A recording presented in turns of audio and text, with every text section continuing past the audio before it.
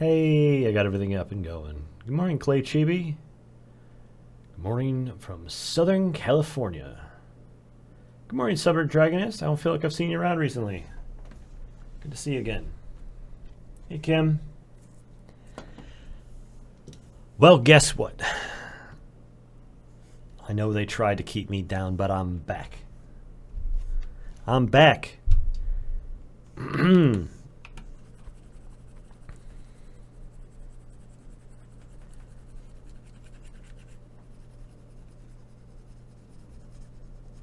Been a challenge. It was a challenging week last week, but then I was dealing with some personal health stuff. I'm sorry. Yeah, so yeah, same sort of thing. I was dealing with some health stuff last week, and then this week I'm feeling a ton better, and I'm getting back into it.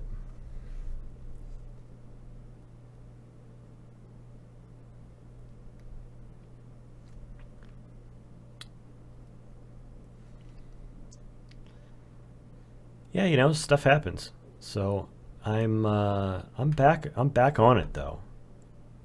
Been feeling a lot better this week.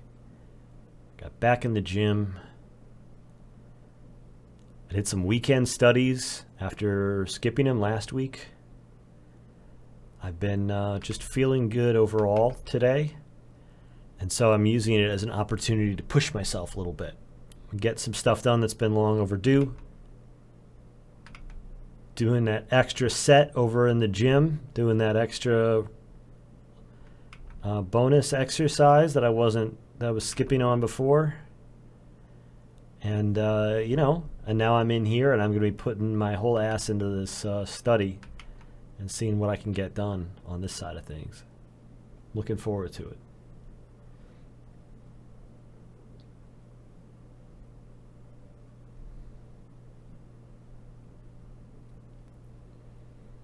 Oh yeah, that was yeah. I wasn't sure who you were talking to, Kim, because I was like, oh, I thought nice things about your video. I just didn't say anything. I should say those things out loud. Dustin's smarter than me about these things.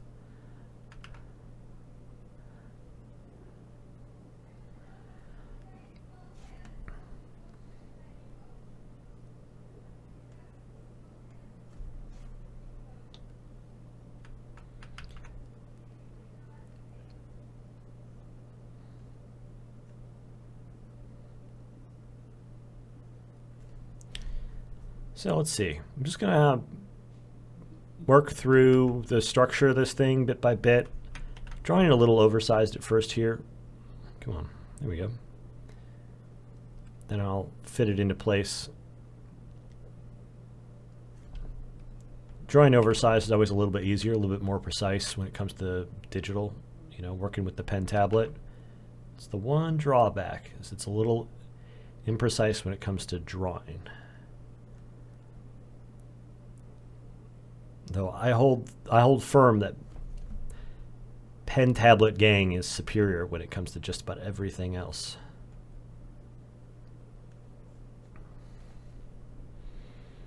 So yeah, now it's October. I was thinking about maybe starting to do my Drawtober prompts live on stream, but I also realized that I have not set up a place for me to be able to stream traditional media. So I was going to maybe take over my wife's office. She was saying that would be fine.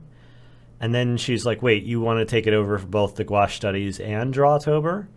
And all of a sudden it's sounding a little bit less fine. So I'm going to figure out what the whole situation is there and see how much I can impose on her space.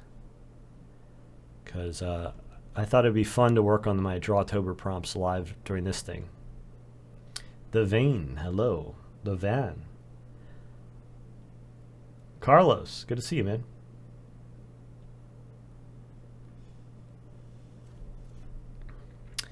Coffee sounds pretty good. I think I've had my coffee for today, but after a full round in the gym, anything that's going to give me a little bit more of a boost sounds pretty good. So this piece was from my reference folder. It's as a study, it's looking a little challenging just because there is so much of it that's just this like solid black silhouette. So I'm trying to find the structure kind of behind it rather than just treat it as like a wiggly line. I'm trying to figure out what are the actual 3D shapes here.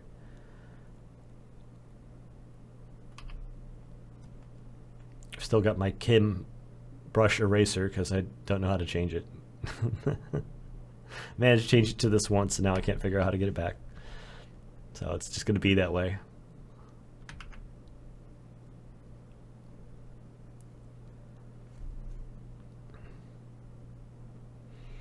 Yeah, there's going to be very little. I wonder if this is even going to be a good study because there's so little to address here. You know, we've got very little rendering on the face because the lighting on the face is so blown out. She's wearing so much makeup, white makeup to lighten up the skin. And then we have these thick areas of black. This might be a really, really fast one. Or maybe I'll find some creative way of like prolonging it, turning it into a larger exercise. Hey, Adam. Oh, could you put on some music? Oh, yeah. Yeah, thanks. The Kickstarter's been a way over exceeding my expectations. And now I'm not exactly sure how far it's going to go. But I'm coming up, I think tomorrow's the halfway point. So, you know, maybe it's worth assuming that that's half of the money I'm going to get for it. So I'm going to use that cash to buy a shitload of inventory. Oh, let's see. We got to maybe turn this down a little bit. There we go. What have you been up to, Adam? It's been a few weeks.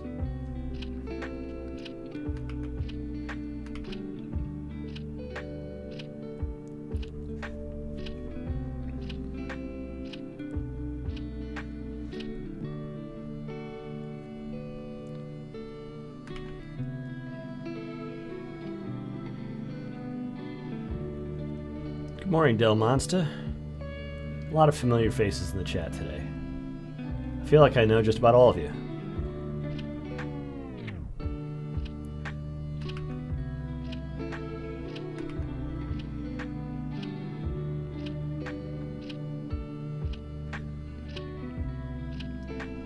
Computer is still toasted.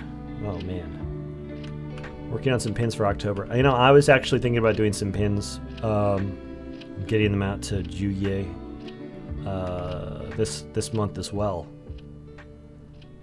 Dustin and I were talking about maybe doing some Huckleberry pins. I was thinking about making a Tablet Gang pin.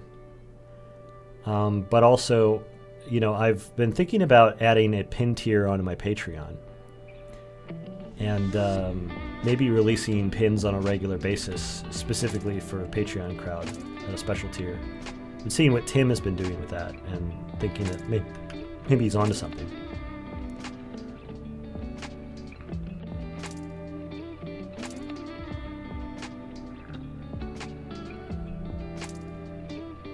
Did the stream drop? Maybe just for you. York, hello. Good morning. Yeah, Tim has been like delivering regular drops of random goodies, all of which I've wanted to own myself, and so he's been baiting me in to back him on Patreon, more so than just about any other artist I follow. And I thought, hey, if he's hooking me, maybe he's onto something here, and I should be following his example because he's got it going.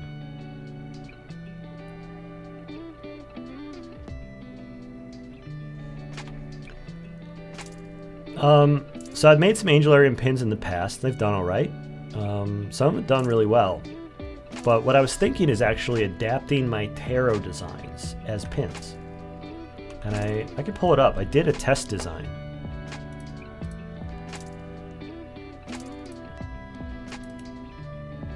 Let's see, merch, pins. I did a death card pin.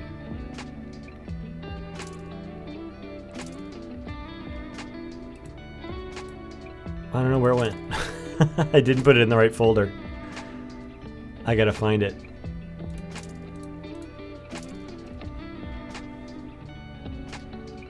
But yeah, I thought I would take the Major Arcana series and turn them into a pin series. and I did a test one for the death card because it was one of the first ones I had finished that I was really happy with.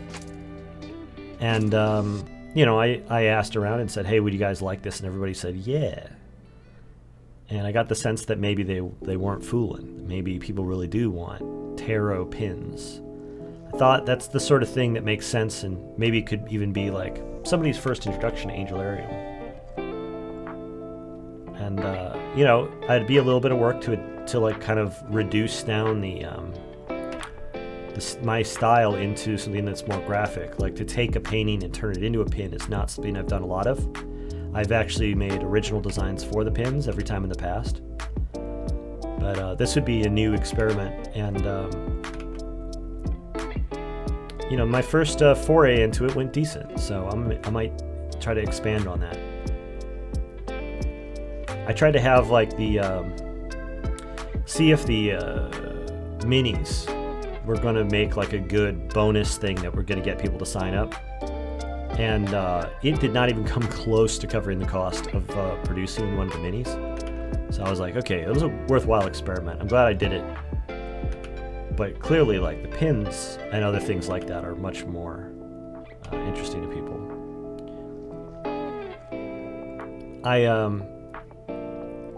Tim was also doing these like 3D pin designs that I thought were really excellent. And I've done something similar with like a sculpted embossed coin. And I thought these sort of 3D embossed gold pins, look really cool. I might want to try to make a design like that.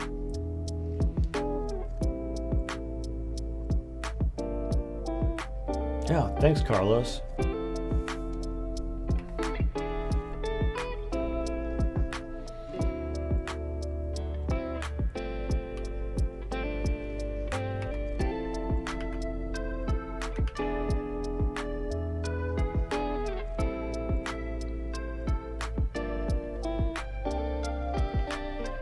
What's the best way to start work with art?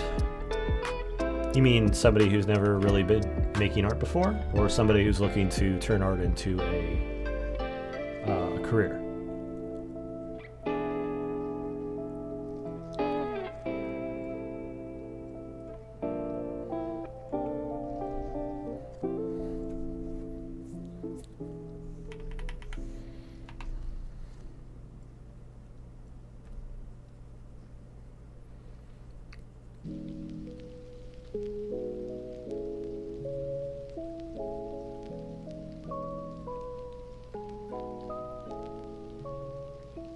Someone that have a good level of ability.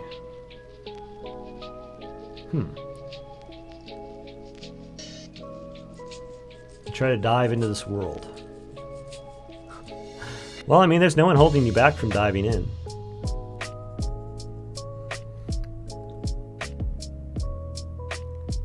I mean, the world that's right here, me doing studies, this is the easiest thing to dive into. When it comes to doing art as a job, the answer, really is very personal. Depends on what kind of work you want to get into. People really like working on different kinds of things.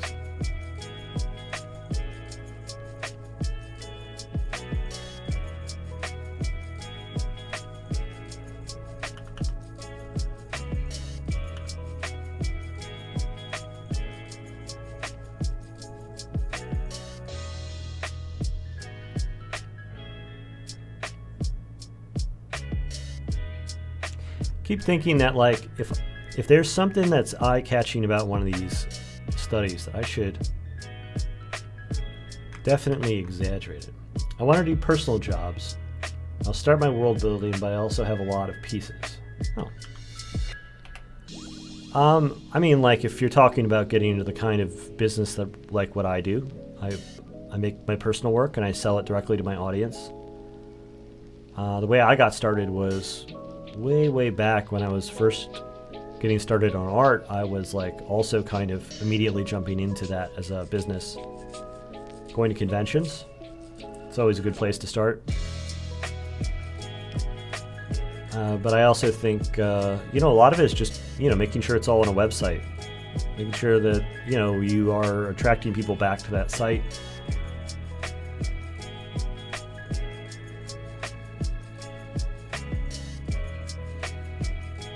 There's I could go on and on about all the different things that an artist can do to convert attention into money.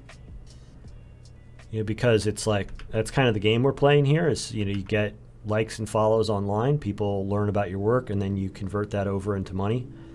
But the base challenge at the heart of it is that you have to get people to be really invested in your work in the first place.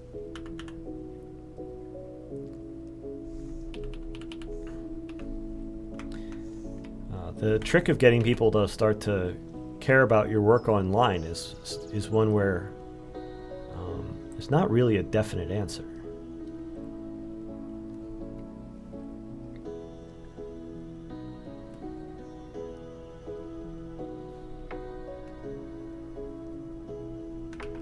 The first step is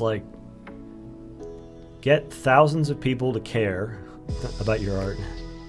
And the second step is build a merchandising business that converts that attention over into money.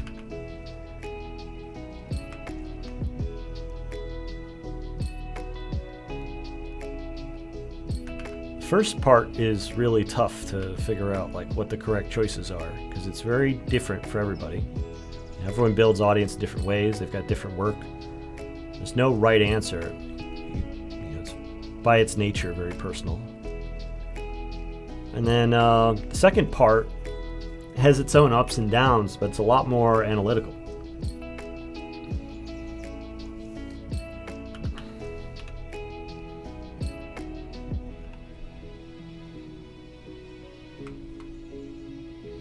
And I wouldn't worry about too much about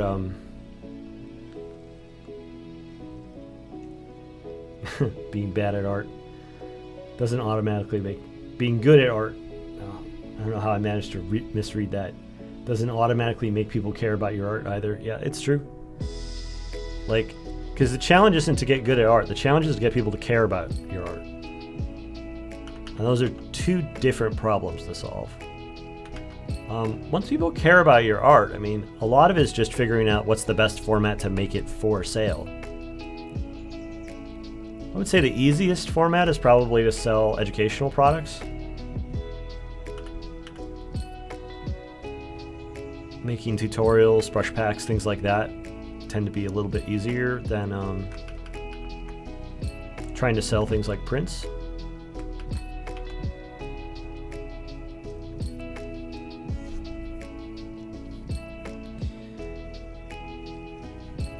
Yeah, making people care about your art, it's not hard because people don't care about things. People are always looking for something to care about. The whole reason they're on the internet is because they want something that is going to make their life richer. They want to find something that they're going to love.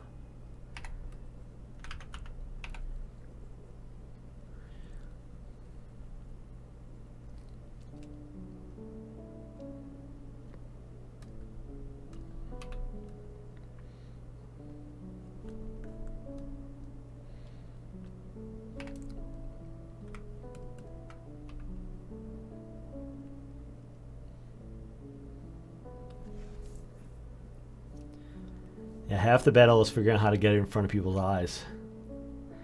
Yeah, it's true. You have all these people out there, and they want to find something that's going to be their thing, their next new obsession, the thing that they're going to fall in love with.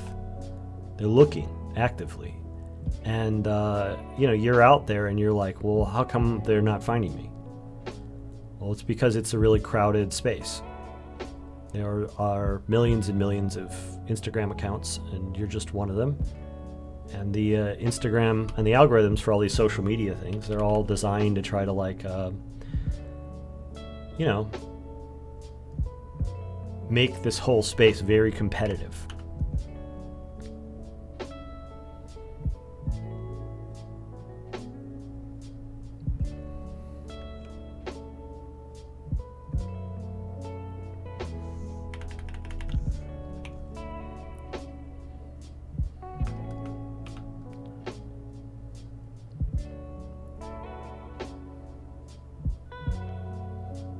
Too niche? I don't know. I think niche is good. Niche means that you know who you're looking for.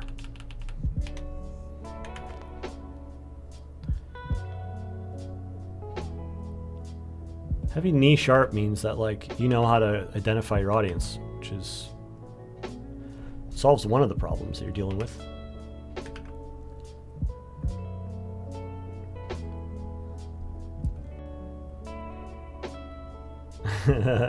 Sonic adult inflation content, yeah.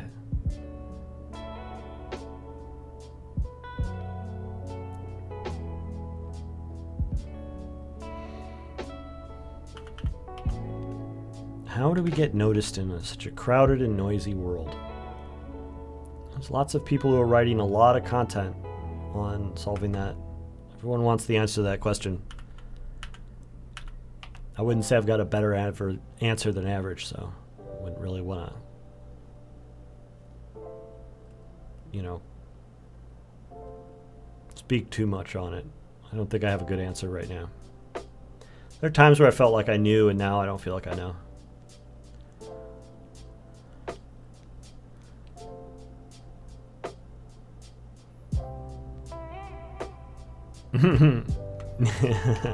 Niche art's great as long as the niche spends money on art. I don't know. I think everyone spends money on their life, on whatever their thing is that they identify with. Whether that's like old records or furry inflation or whatever it is. People are into what they're into, and like, if you can be a part of that conversation, you're in pretty good shape. Regardless of what topic it is. People spend money on their pets, they spend money on their homes, they spend money on telling people about their favorite anime they like. Spend money on everything. Just so long as they care about it. It's how people express themselves in a lot of ways. Like,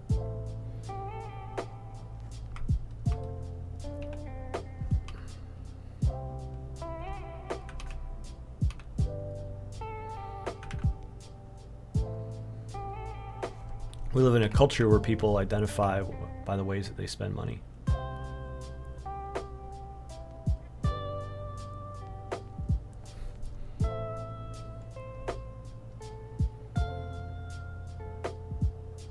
I spent the majority of my time in the land of furries because that's who my fantasy art struck with the most.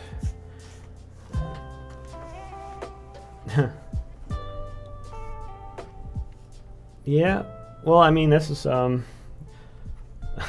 Black Theta is asking, who's my anime waifu? It's a good question. Who is my anime waifu?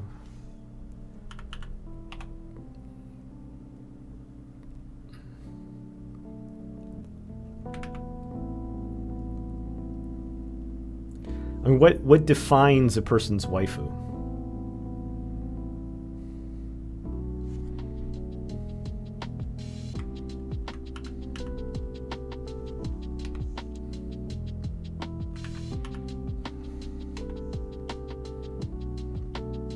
I don't own any body pillows yet, so I can't really say. I don't wear any big cardboard cutouts. I don't have any posters up on my wall. You know?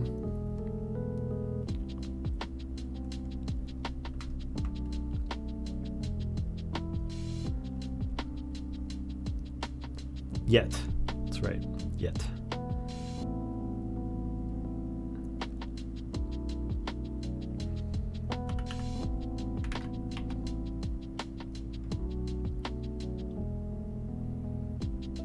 Yeah, there's still time. I got a lot of years left in me, I could become even more of a weeb in my 50s.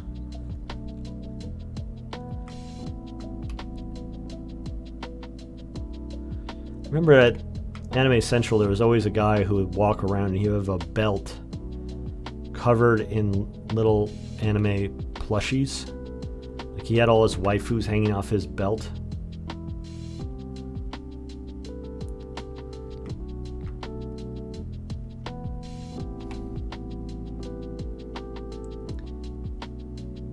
Started becoming a weeb at 37. can become a weeb at any age, I think.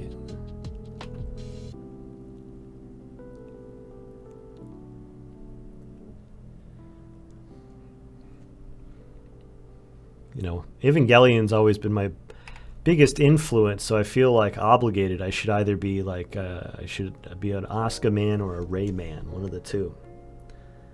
I see Asuka around a lot. I feel like she's kind of maintained cultural relevancy over all these years.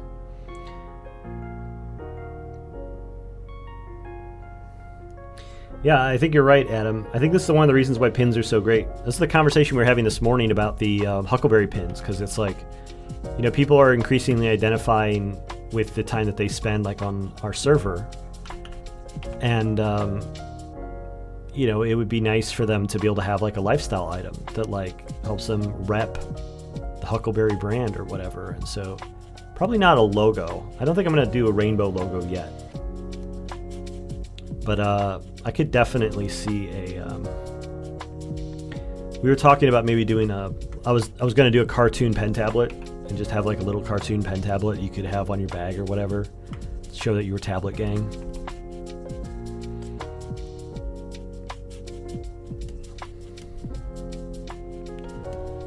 I would reluctantly make one for iPad 2 for iPad gang. And then Cintiq gang, go find someplace else to live, because I'm not going to rep their heresy around these parts. No. I would make a Cintiq pin before I would make an iPad pin. The iPad people are the real degenerates. Sorry, Adam. Yeah, artistic gang. Yeah, that's the thing is there is definitely like this sort of like autistic, artistic overlap in Huckleberry that I've grown to increasingly identify and appreciate. And I don't think that calling it out specifically, especially in the merch, is necessarily the right choice. We do have an emote that's like a rainbow puzzle piece or something like that. There's a brain-based puzzle piece. The artistic brain.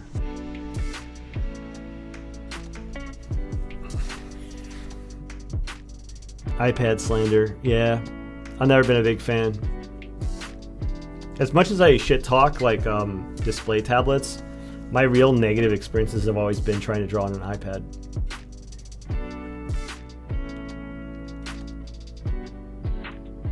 I'm like pen tablet gang for life. There's no changing at this point. Called a hurtleberry or a whortleberry? Whortleberry is so good. That is super British.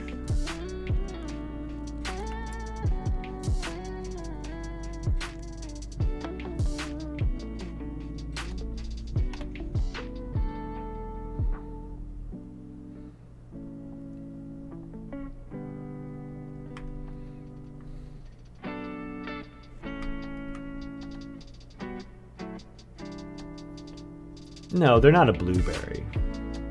They're different than a blueberry. We got blueberries too.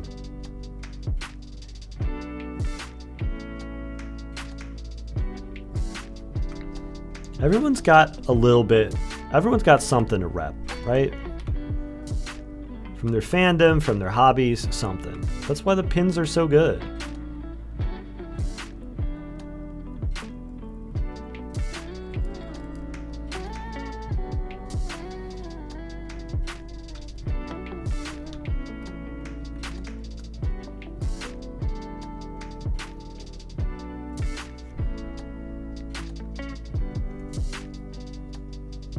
A big glass. I've got a pin board in my office. There's a board with all my pins stuck to it.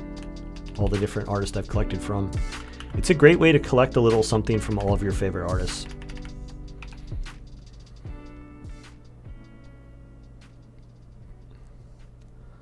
I love that this chick's got this like 1970s style sci-fi makeup. Very cool look. Classic. I didn't even really notice at a distance like the really intense cat eye and the super like outlined eyebrows.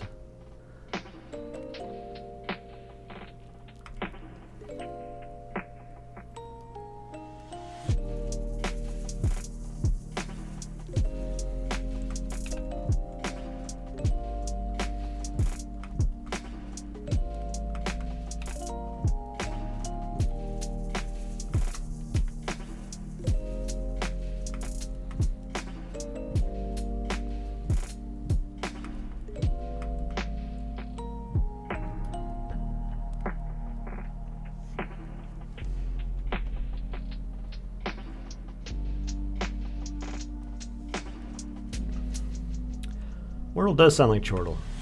You're right. Love me some chortleberry. For my birthday's coming up soon, a couple weeks, and my mother-in-law wanted to know what kind of cake I wanted for my birthday. I told her the usual. The usual for me is a gooseberry cake. Fell in love with this gooseberry cake that she would make. It became like my #1 confectionery request. Quickly turned into a birthday tradition. What the heck is a gooseberry? It's kind of a sour berry. They're not particularly common in the US, but my mother-in-law is from Poland.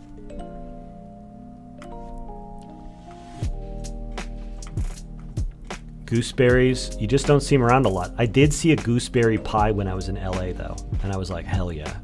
Gooseberries are fucking awesome.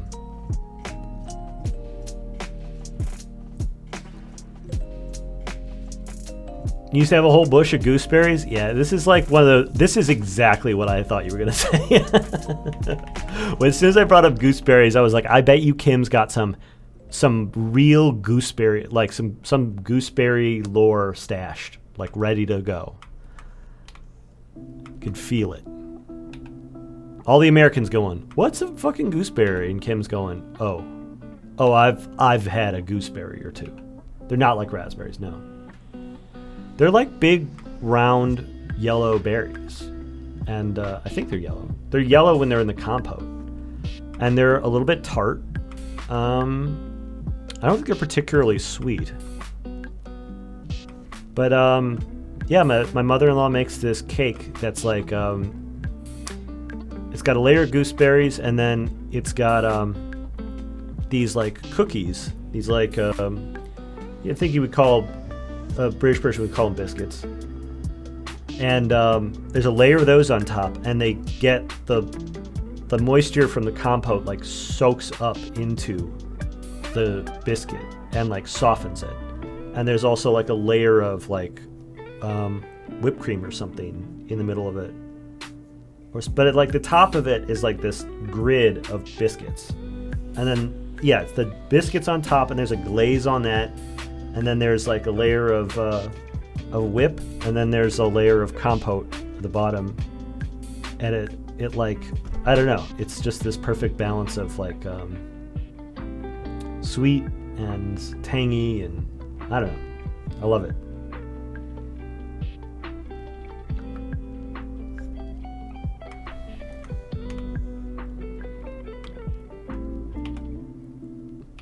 I'm not exactly sure what it's called. It's not really, I don't think it's really a cake.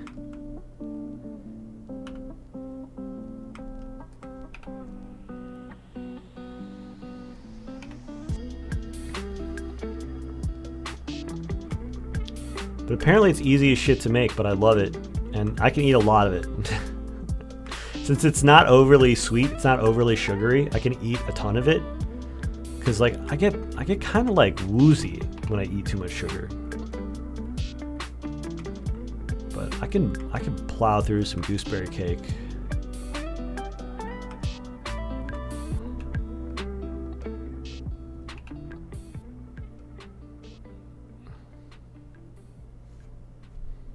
The question I got was like, you know, should I get it on my birthday, or should I wait for my parents to be in town for her to make it so that I could split it with them? And I was like, no, just bring it for me on my birthday. When is my birthday? My birthday is on the 15th, October 15th. I'm going to be 40 years old. Fully dox myself here.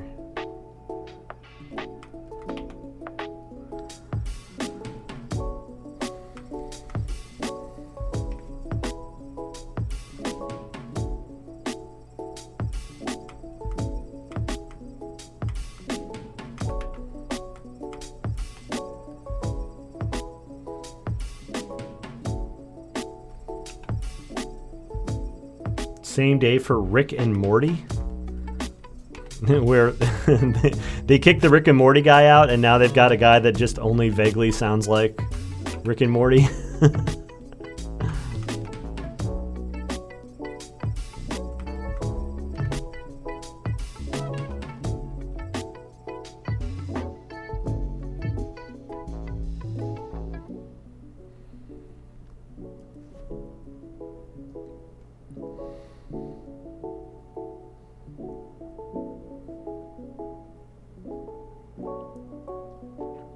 Spiced apple cake. That sounds excellent. That sounds beyond excellent.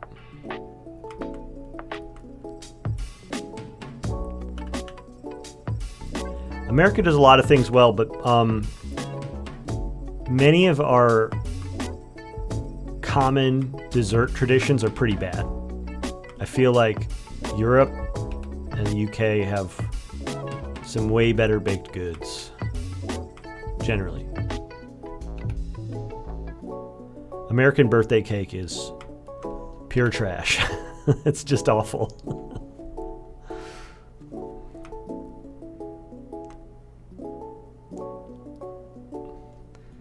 So, since everybody here loves tips and tricks, I just wanted to share this little thing with you. One of the things I do when I need to shift around something is I'll use the clone stamp. And I make sure it's set to sample all layers. And then what you do is you hold down the Alt key to get this. And so, like, say I want to move the tip of the nose up. You just click on the tip of the nose here, and then you get this, you know, now the brush is going to brush in, you know, like, and copy whatever is somewhere else. And it kind of copies it solidly onto the layer here. So you can do is you can just like click on a thing and then move your cursor just a little bit. You even get this little nice preview. And if you do it with a soft edge, you can almost perfectly seamlessly relocate a feature like this. So if you need to like, you know, push a nose up or like, you know, move an eye back a little bit, like whatever you need to do, you can relocate features really quick using the clone stamp like that. I do it like without even thinking about it most of the time, so I usually don't call it out. I figure I'd call it out in case anybody wasn't hip to it. Yeah, America is about, like, the whole American sweet, like, dessert tradition is to just try to cram as much fucking sugar as you possibly can into the thing. And yeah, I'm just not for that. I don't like it. I want to have flavors in my sweets. I like something that's got a little bit of complexity to it. I'm a complex person, and I need complexity in my treats.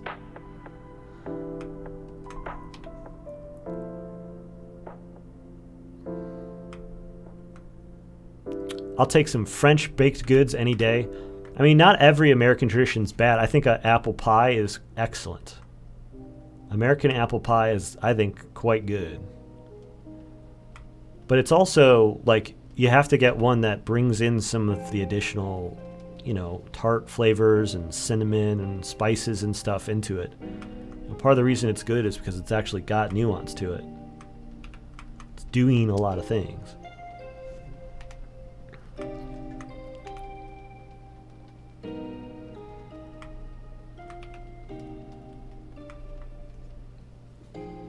Minimum nutrients, maximum sugar. I am, in fact, American, yes, though a name is quite German. Not being a Native American, my name does come from somewhere else.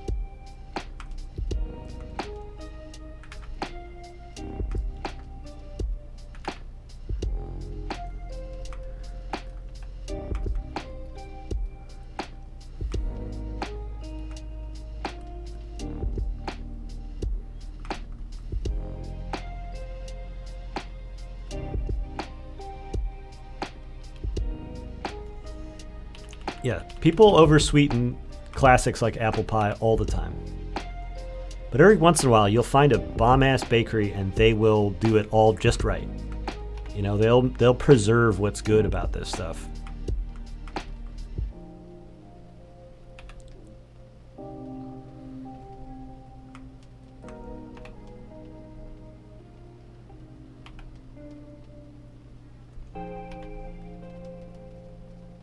Because I have a fairly simple image here, I'm really going deeper on trying to make sure that a lot of the subtleties are a bit more precise.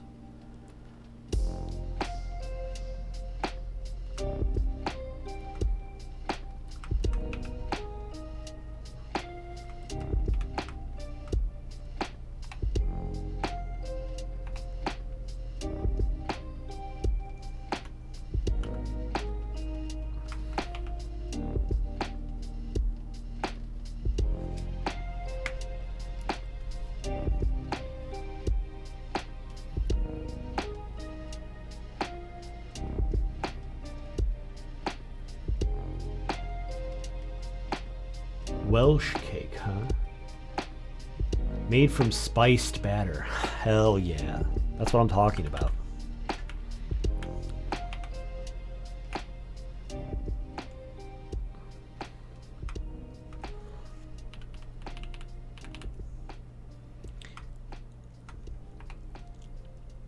Yeah, I've seen Dustin just barely restrain himself in the face of extraordinary amounts of sugar. It's got the most powerful sweet tooth of, I think, just about anybody I've ever met. But also incredible willpower. So it's just like, you know, this intense amount of craving held back. It's like probably makes it even stronger.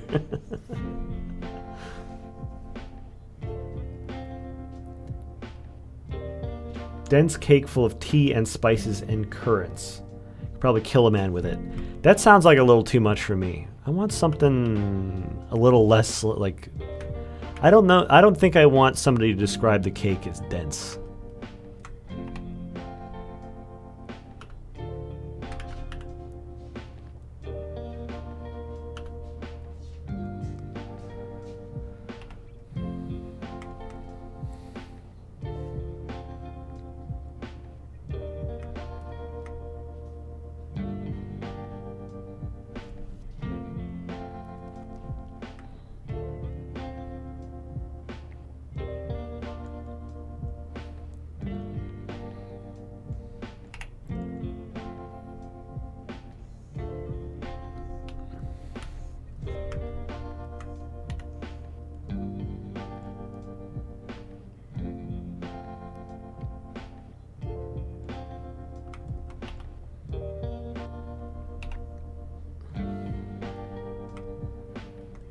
I wonder if maybe we're going to go to do Huckleberry UK thing. That'd be fun.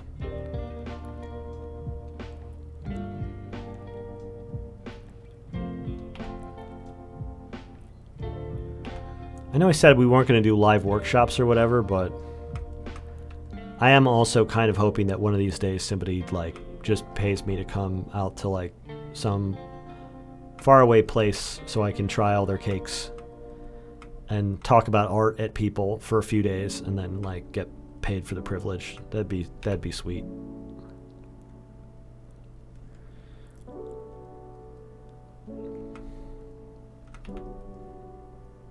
I'm not going to set it up.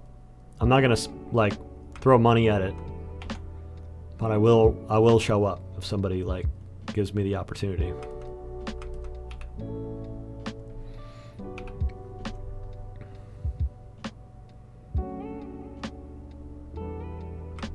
They use too much egg?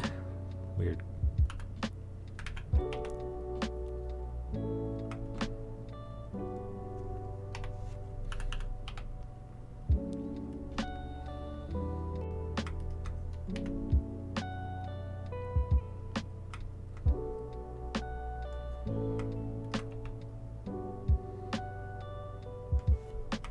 You know what? I think one of the things that's throwing me off is I've been kind of relying on this hairline. The way the hair's swept back, and I don't think I got the position right the first time.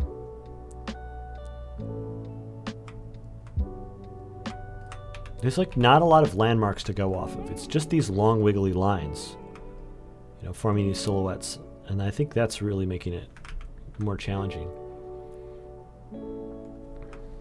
Maybe even more so since I'm so zoomed in.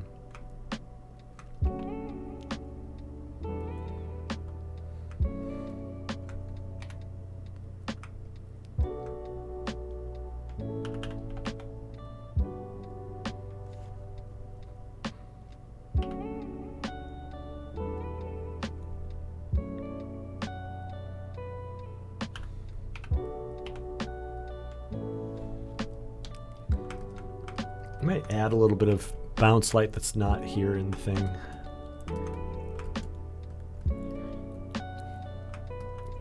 Take a little bit of artistic license with it.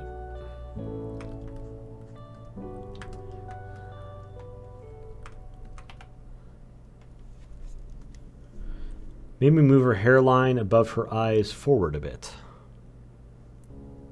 Yeah, maybe.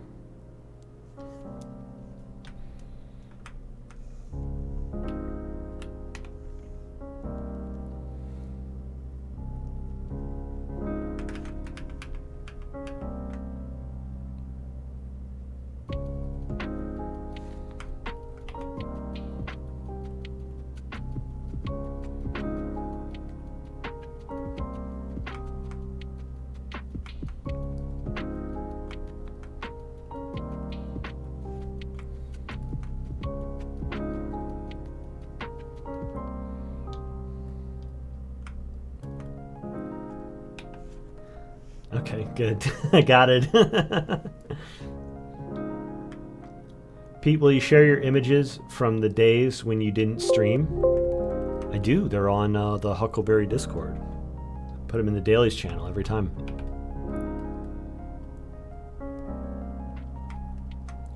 And I don't make a daily every single day. I'm a little inconsistent with it, but I'm always coming back to it.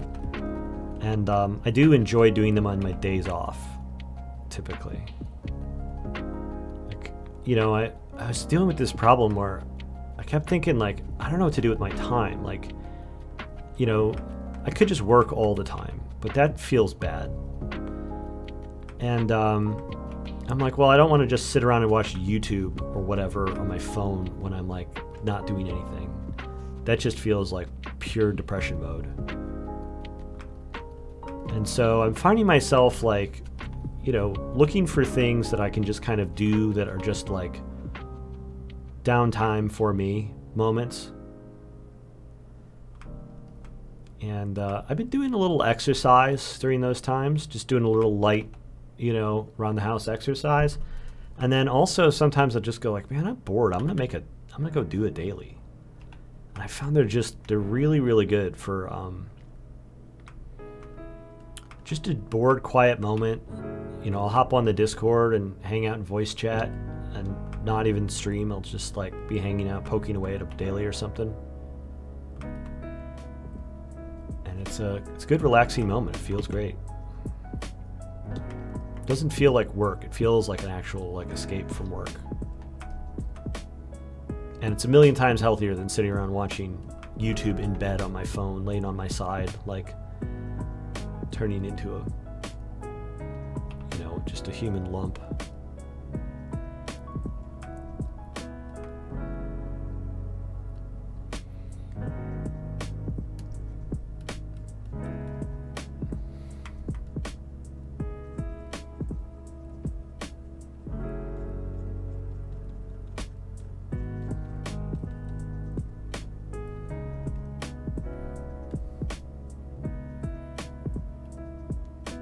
Korean pastries are fucking awesome. Can confirm. There's like a weird amount of like Korean pastry places around Atlanta. Like I went up there to visit last year. It's been last year. Yeah, it was last year because it was like it was for like a Halloween party. And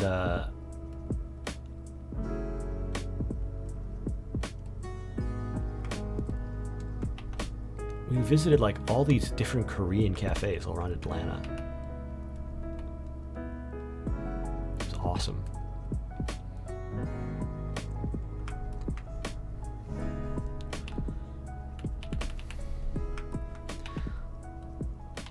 Yeah, sorry you can't eat pastries anymore.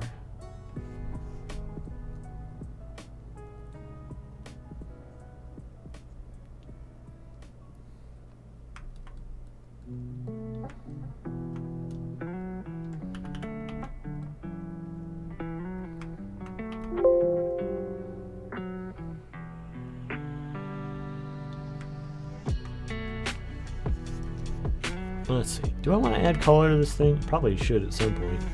I'm way past the point where I typically add color.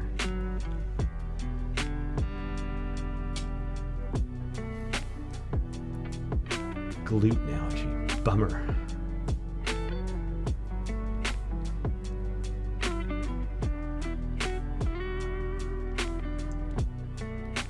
See you, Cam. Have a good one.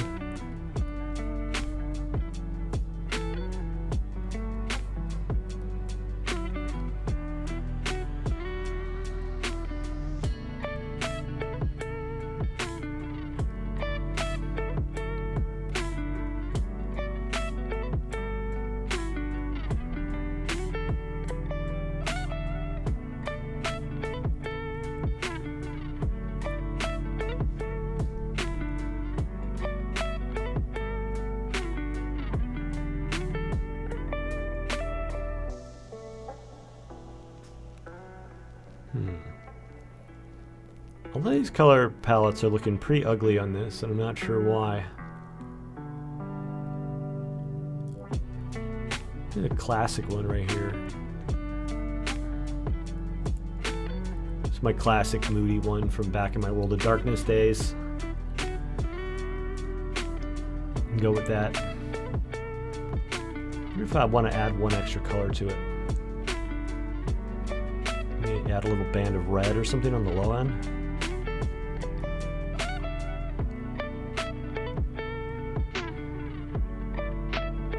It's an old trick.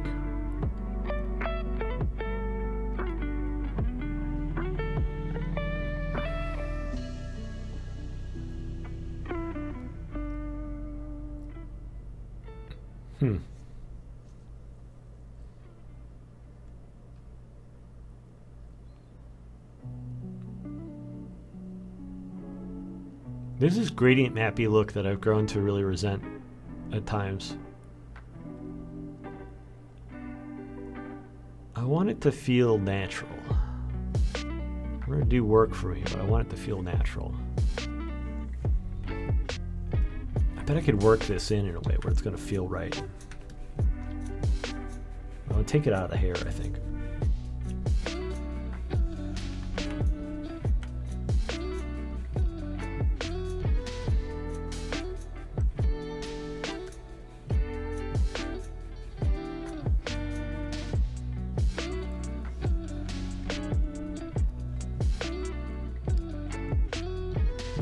Also use a different shade of blue here.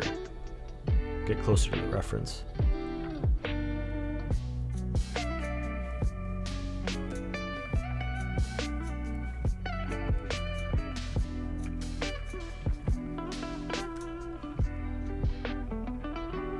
Did I mention what I liked about today's reference? Oh, I mostly just complained about it, actually. Truth be told, I mostly just groused about it. I got this reference, I downloaded this reference ages ago because it's like the way that there was like this mixture of like, you know, natural like human anatomy with these more abstract body shapes. Felt like it was appropriate for Angelarium.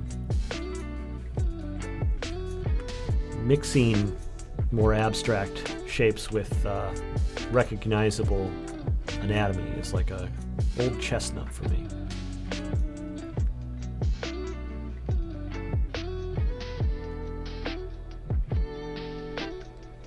I'm trying to use the same red from here mixed in with the skin tone. Keep it more of a singular, simple, unified palette.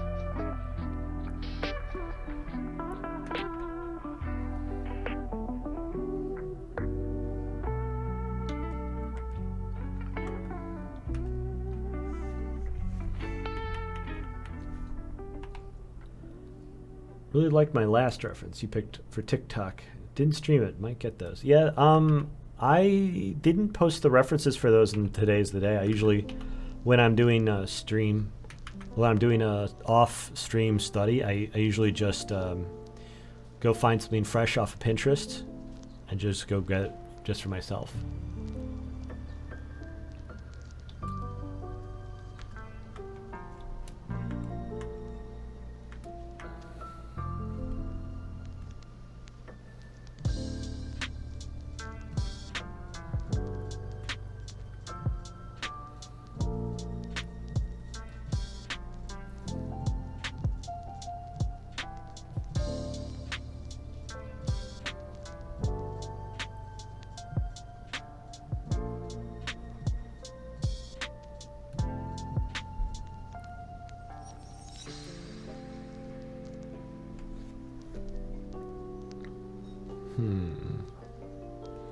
There's this reddishness in the shadow over here that I am not wanting.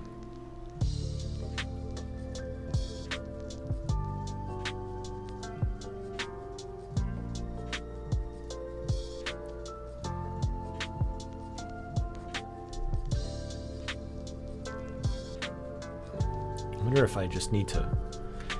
Trying to add hard light over the top of it isn't going to really work because it's already pretty desaturated, and I want to maybe even go more desaturated with it. It's hard to pick like a complementary color with that process and then push it to a point where it's even more neutral. You know, gradient maps and hard light, they tend to make things more saturated.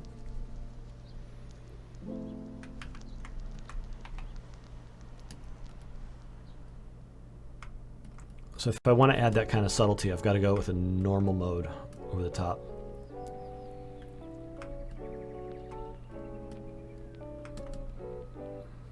And I'm trying to be a little loose and sloppy with it so I can get a little bit of extra, break the edges on everything a little bit.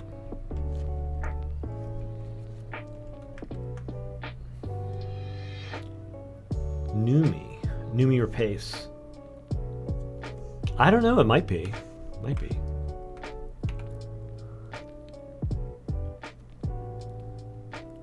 Yeah, I don't usually get a lot of info in these. I download them from Pinterest, and then I just, you know, I don't look into them at all. I just get them, you know, for this particular purpose. What was funny is I posted my study from the weekend, the one from Saturday. Some guy DM'd me, and he's like, "Hey, I have a tattoo of that image." I was like, "Oh, wow, really? Like, what's it from?" He's like, "I don't know." I'm like, okay. That makes two of us. Hello, Screen Z.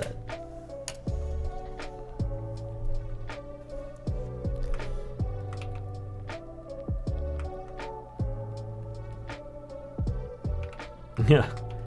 All this cake talk has gotten Dustin unbearably hungry. He's got to leave.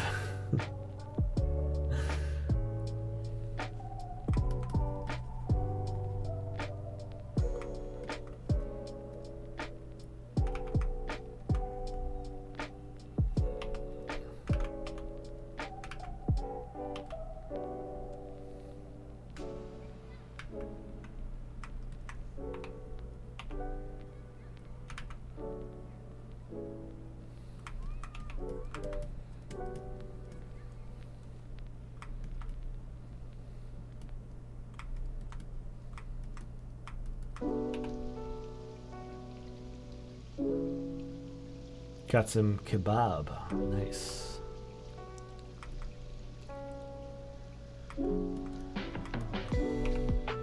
Mine looks better than the ref. Well, that's the hope. The face is looking a little bit jacked up. Just the way the gradient map laid in. I've got these like crags that appeared. So I'm going to get in here and maybe de-cragify it a little bit. And then I've got some more of this, these little crusty edges. I don't think I'm going to necessarily use them in the face either, so I'm going to bust them here too.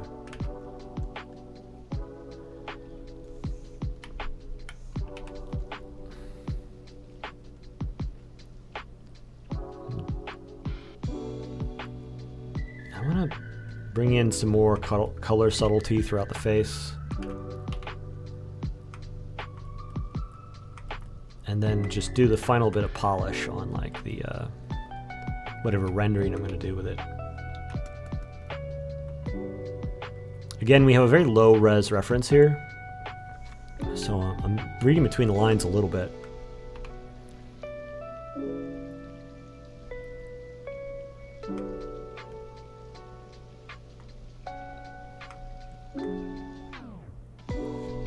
How many layers do I end up with? It's a good question. I don't really need the layers in this. It's more a matter of me organizing my thinking. And like, you know, I plan on being able to share these later. So I want people to see whenever I've made a new step and not presume that I'm making these big giant leaps all at once. So I don't actually really need these layers to be preserved. I could probably do this all in one layer. You never feel like you use enough layers? Oh. Yeah, I'm artificially inflating my layer count here for the sake of transparency.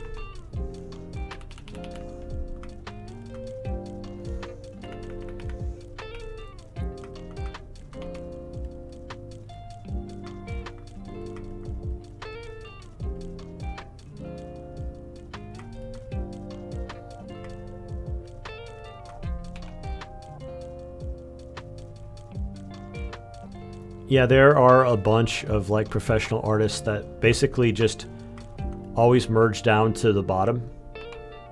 And so they're more or less working on one layer the whole time.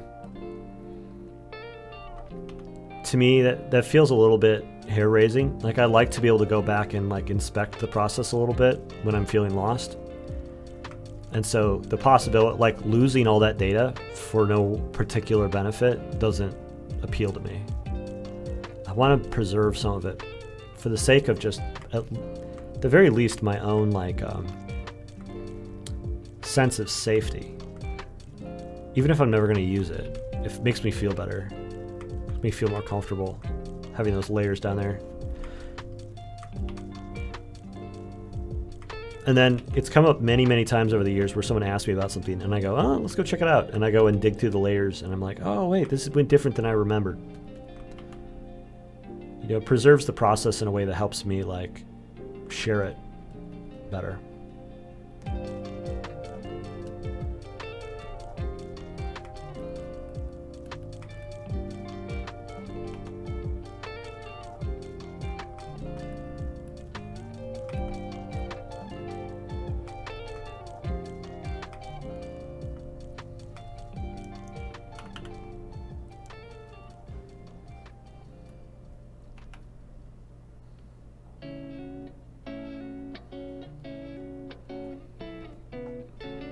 I've got to transition kind of subtly from like, try to keep away from pure white, but there's like a subtle transition of light from the top of her head to the bottom. And I didn't do the soft brush this time to help with that sort of thing. So now I need to like, leave a certain amount of headroom in the values to make sure it doesn't go too close to white. And then now that I'm like finding where I want the brightest points to be, I've got a little bit of extra room to wash in a little bit of white on top of it.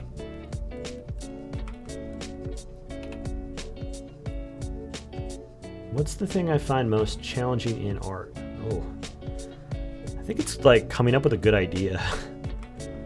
There's like a certain part of a painting where I think I've got a thing that's maybe a good idea, but like I need to figure out how all the moving pieces fit together. There's like a lot of problem solving. It's like kind of on the front end of the piece if I'm doing it really well, but it bleeds in late into the process if I'm doing it poorly.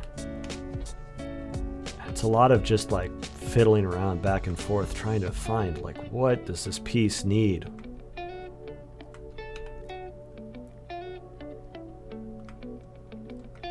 That can be really tough.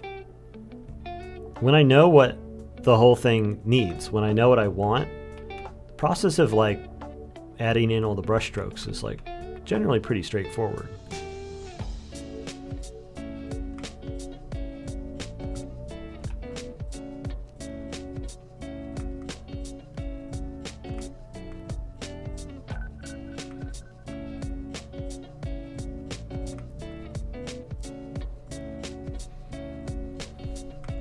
It's not that I'm the best technical painter in the world, it's just that it's like I just kind of chill and render for a long time, especially if I've got something else going on, whether it's chit chat or a movie or something. Just sit there and push pixels. If I know where they're going, it's just, it's like custodial work. I'm just sweeping the floor. Easy peasy.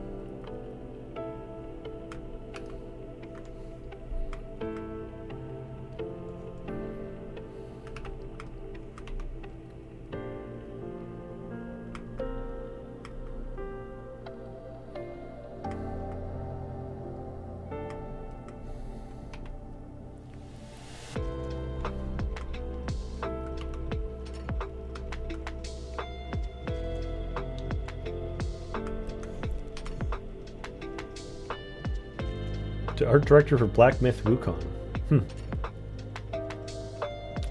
That game's looking pretty good. The art team on that game is doing some hell of work.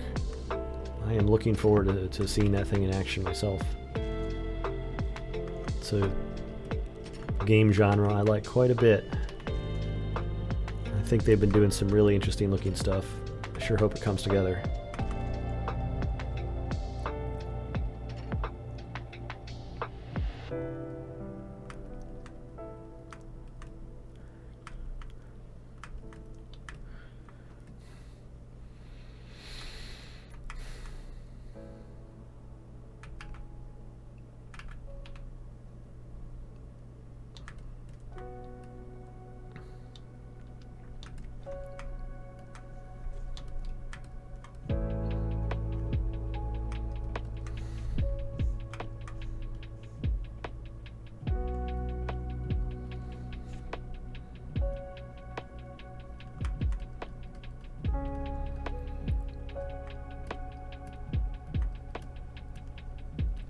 Let's see.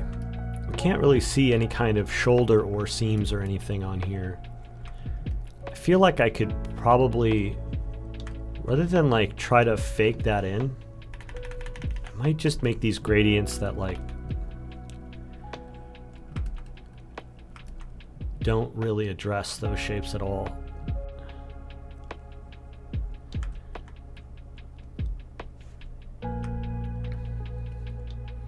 I mean, a lot of what's coming back here is, it's like these wings that are coming off of the shoulder. And I don't really want to like identify the insertion point and like get out over my skis. Leave it vague.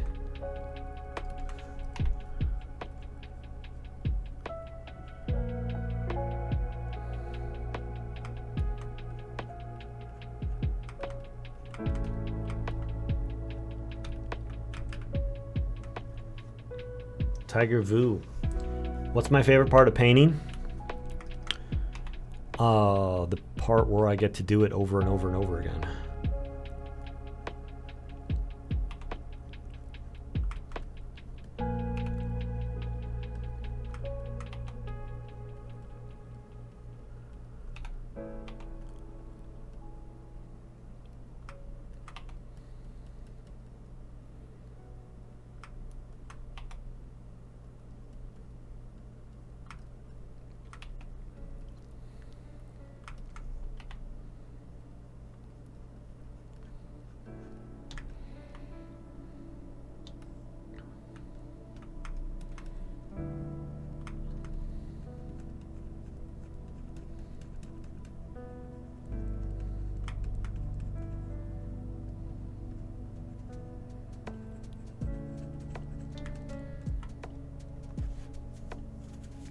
It's Numi Rapace. It is Numi Rapace? Okay, well, you called it.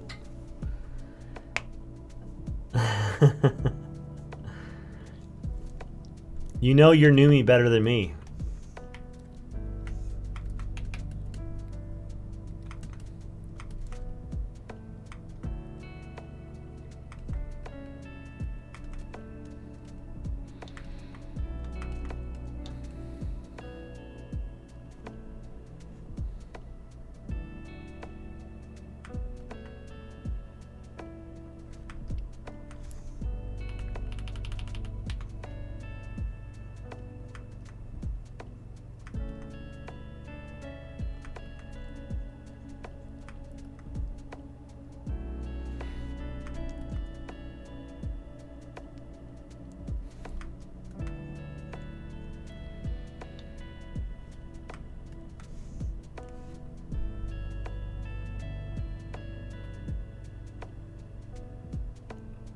Oh, the original Girl with the Dragon Tattoo. Okay, sure, yeah, I've seen that movie.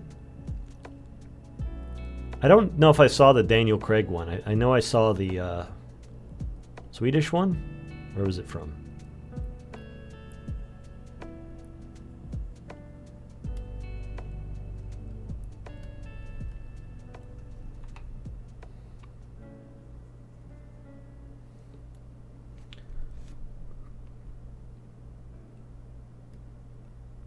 Was I right? Sweden?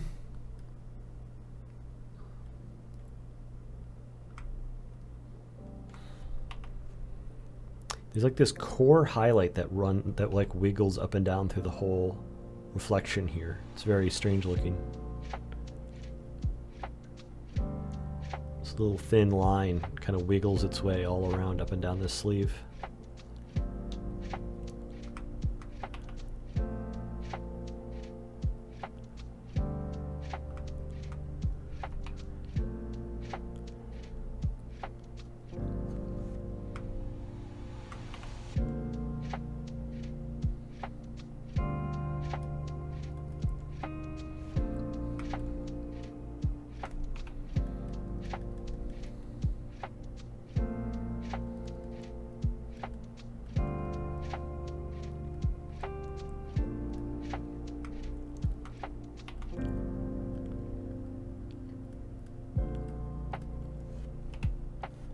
How much time do I spend working with streaming, teaching, working on Angel stuff? Imagine 10 hours plus, like every day? No, not really. I don't know, I'm pretty lazy most of the time. And when I'm having like when I'm having a tough time, like I tend to work very little. Just make sure I don't drop any of the plates that I'm spinning. But it's true, I have too many plates spinning at the moment. You know, like my teaching's only 2.5 hours a week now that I have it set up. The class is running. It's not bad.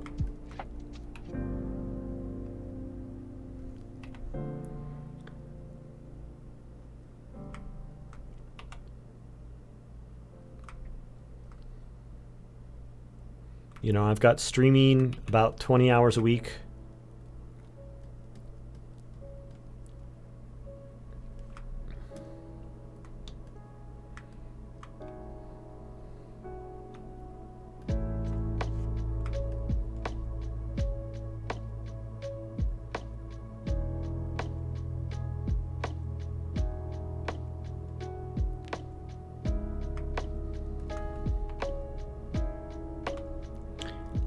I'm always spinning a few too many plates, and so people think I'm like hyper productive.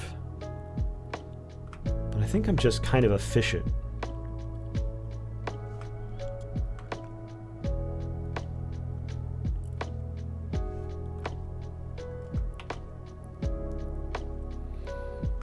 Not that efficient, just kind of efficient.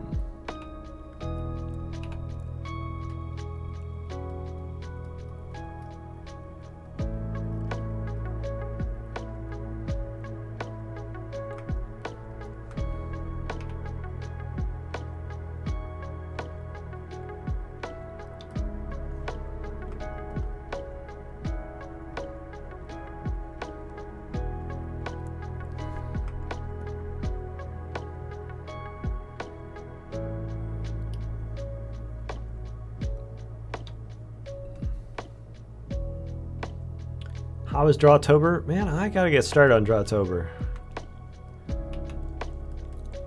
I was saying I was gonna do it. I want to do it. I want to follow through with what I was saying. But at the moment, I haven't done shit. So I'm thinking today I've got to kind of get going. Otherwise, I might end up in trouble where I'm like in over my head. I gotta put the draw in Drawtober like soon. Oop.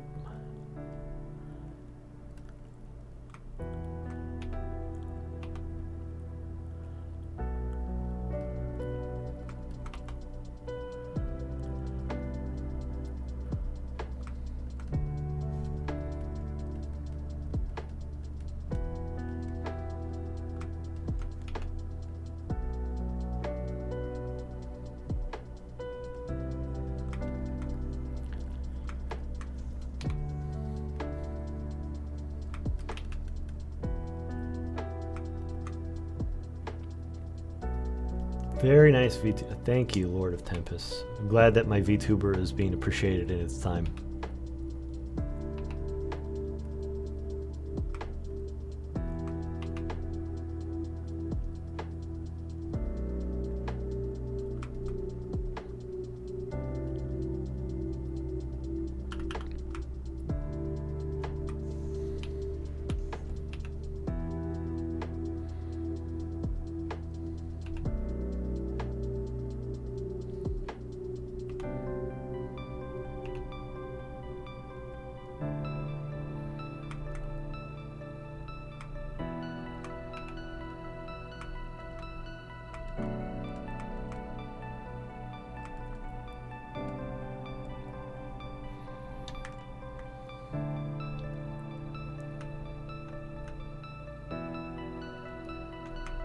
Look at this brush mark up here. I didn't even notice. It's weird.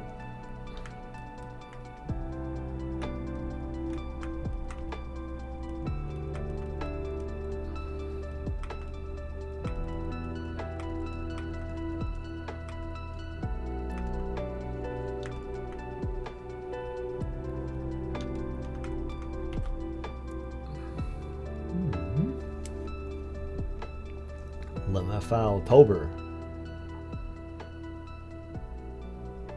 So far it's just Tober. Yeah, it is just Tober. They picked a beautiful winner with a deer in an overgrown graveyard. It was adorable. Very nice. Yeah, I have 3 more days to like get a submission for this prompt. Not that I'm trying to win any prizes or whatever. I just like, I want to do it.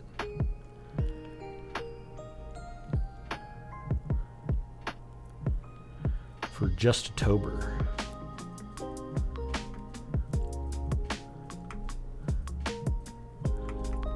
I'm noticing like every year it feels like there's more people that are doing like hashtag prompts and stuff. Somebody was like, I was seeing some other prompt thing go live for October, and I thought, man, we do not need 10 more of these. Inktober was such a huge hit that it spawned some really lame hashtag prompt stuff, you know, throughout the whole year. Can't believe that guy fumbled the bag so bad on it.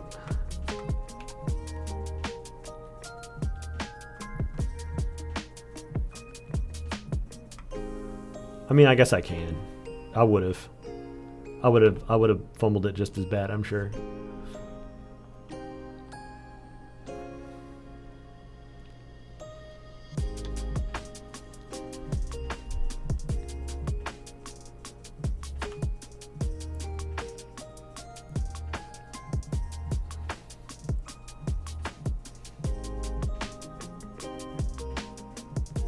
Yeah, you're able to make it. Welcome. Blue red.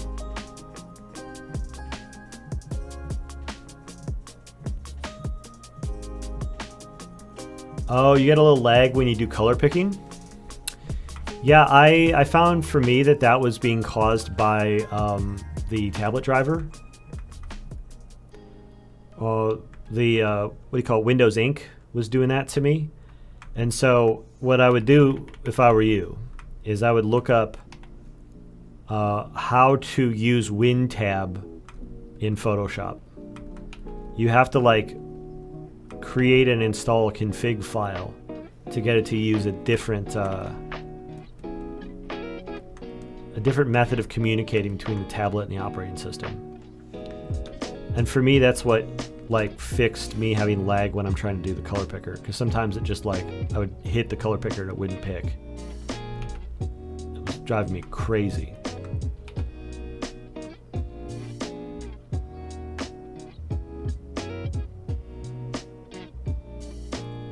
My opacities drop whenever I'm trying to do something that's more blending.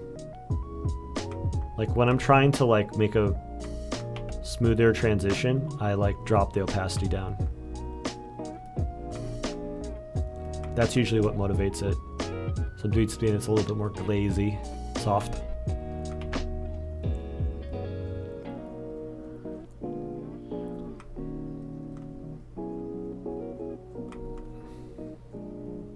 Getting close to finishing this, and I've got 30 minutes left. I've been pretty picky about it too, so I did call it that this one was going to be maybe a little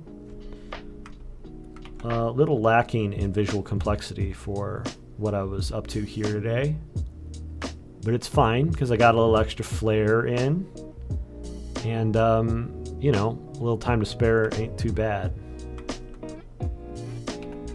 Maybe I'll swap over to working on my mainline painting. I'll show you guys what I'm up to on the Chariot Tarot, which is now officially 2 days late. I'm just making this a habit every month now. I'm just always late on my Angel Arian paintings. I'll fix that one of these days. It's a problem for now, but it won't be a problem forever. I'll get back on the horse. I have plans, guys. I got plans.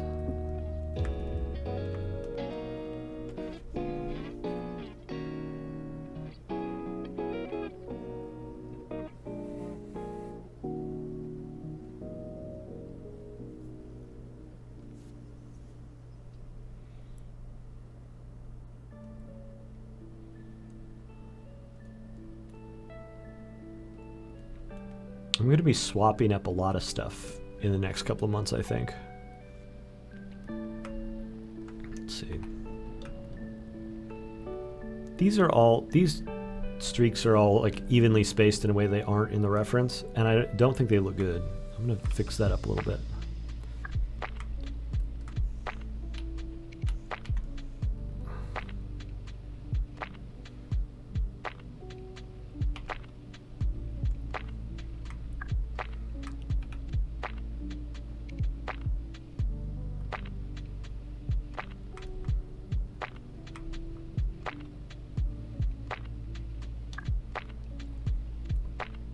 I mean, this whole thing kind of comes down lower, doesn't it?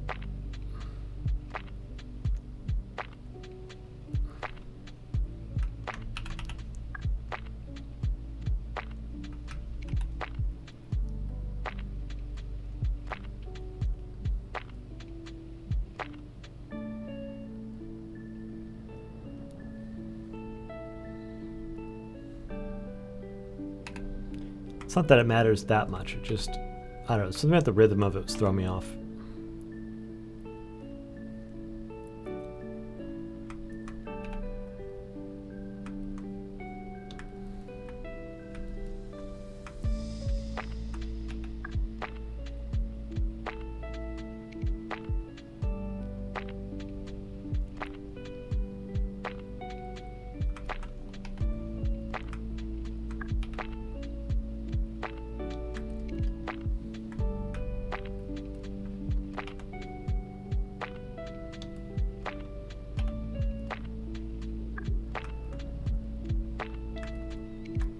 There we go. I think that's better.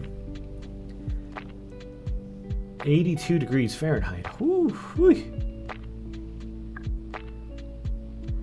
That's the thing about Chicago. You get some hot Octobers and you get some cold Octobers. You got the like snow on Halloween, and you've got the like 90 degree everyone's sweaty in their costume Halloween.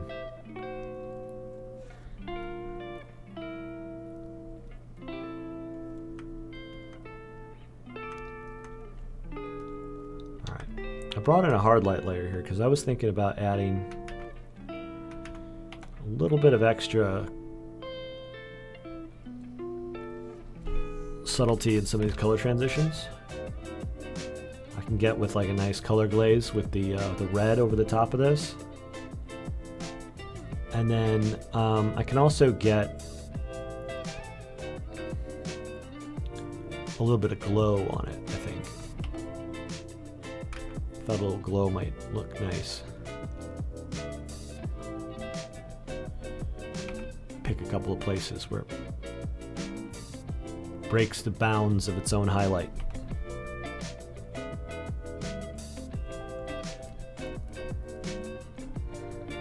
Do it kind of axially along the streak here. Could be kind of cool looking.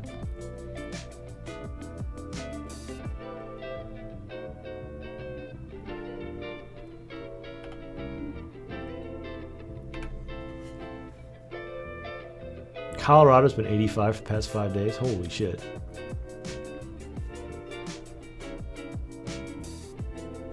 Starting to cool off down here in Florida. I'm digging it.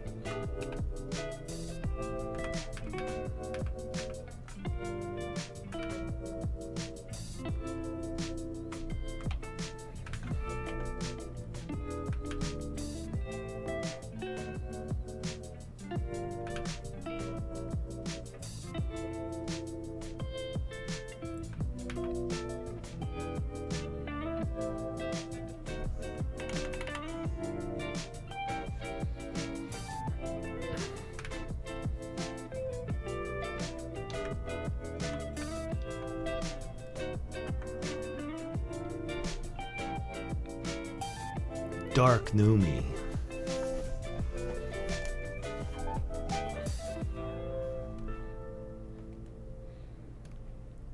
Add a little bit of extra textural work over here on the background maybe.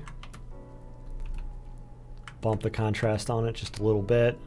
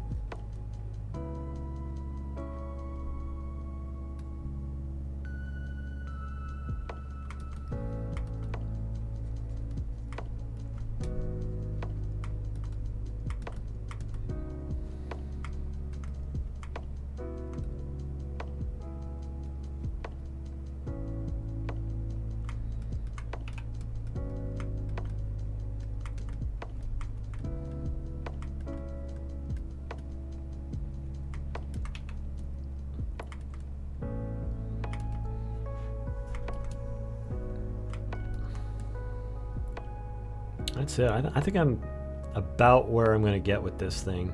It's not perfect, but you know, I'm never quite satisfied, so that's normal.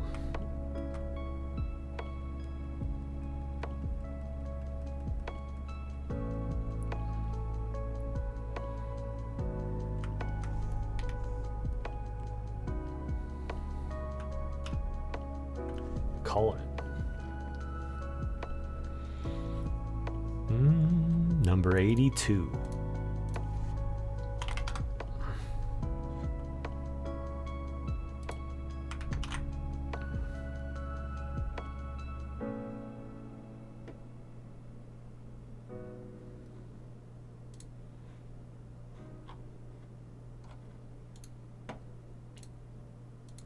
Bit by bit, getting close to that 100 mark.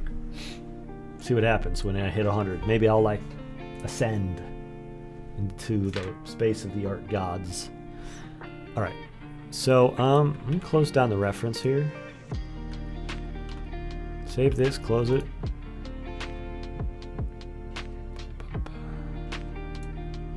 Open up the chariot. Oh, Theo Von, when this whole lawsuit. Yeah, I heard the story about that. I was watching the CoffeeZilla, and it seemed like, you know, everything I've heard about that whole situation, it comes back to this idea that this guy was trying to grow his business through these guarantees that he couldn't back up. And he just, like, he was really messy, never ran the numbers. And it's like, he was lying to himself and he was lying to the people he was doing business with. Neither of which is really a good excuse for promising people millions of dollars and then never delivering it.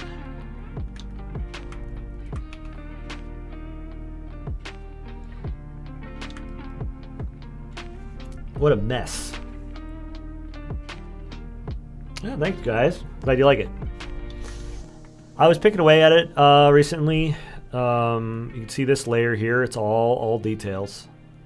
Making a few little minor weight adjustments on some of the, like, this one lump here is like bigger than the other three, and I was like, well, I'm just gonna make them all bigger. And then there's like been a lot of cleaning up little. I tend to, when I'm trying to finish a painting, work from the like kind of spiral from the edges towards the center. There's very little else I'm going to be adding to this. It's a lot of like cleaning up the rendering. There's some value problems with Gabriel here in the background that I'm still addressing, kind of poking away at it bit by bit. And then I want to have the rendering on these sphinxes look really good because they take up so much of the composition. They're so central. I need to make sure that they look great. That's a big thing. There's very little left I think I need to do on the clouds. So like there's a couple of bits of cleanup that I want to make sure that I hit with this. But otherwise, I think I'm like kind of good on the clouds. I was thinking about maybe adding a couple extra bits that are closer to the camera that run at a slightly different angle than the other clouds. So, because it feels kind of monolithic right now, I might want to layer it just a little bit. But I've got like the cleanup on the halo mostly done. I've got to do cleanup on all these tentacles, which I've been starting the process of picking away at. So like once I get like final cleanup done on the figure, tentacles, a little bit extra on the upper part of the background here, then I just need to make sure that these sphinxes are really singing. And you know, part of that is like they've got these braids. I don't know what I'm doing to myself trying to draw braids. Braids are made of so many tiny shapes that all are like twisting in perspective, and like, you know, they're getting hit. The way that they're being lit is very complicated. Braids are a pain in the ass to paint, and I've got 4 of them. They're all kind of waving around. I need to make them feel like they're kind of moving with the motion, but like not all in the same way. I'm shaking my head at myself over here. Braid study coming up? Not a chance. The way this is, okay, so this is basically how I've done study in the past, is I'm like, oh, well, these are going to have braids in it. And then I go, oh, shit, I don't know how to draw braids. So I need to go and find reference for the braids. And I go and I work on them, and I make sure that they look good the way I want. and then I've done it. I've done a study. It's like, working through a piece of a painting that I'm unfamiliar with is the way that I learned everything that I know how to paint. The studying thing is just something that's more recent because it's helping me with a lot of my fundamentals. Oh, I found a weird errant mark over here. I wonder where that came from. Maybe I just made it. But yeah, I'm gonna maybe stream for another 20 minutes or so. I'm feeling so much better this week than I was last week. Pete, fuck it, we'll do it live, Mohrbacher. Yeah, I guess. I've got nothing else to work on. This is like my number one thing I've got to be working on right now. I woke up this morning and I was like, I set my alarm for 6 a.m., standard alarm time, thinking, you know what, I'm feeling better. I'm going to get to it today. But I didn't know what get to it meant. I wasn't too strict about what that was. Like, it could have been make sure that I have all of my email and everything cleared. That way I only need to do art for the rest of the day.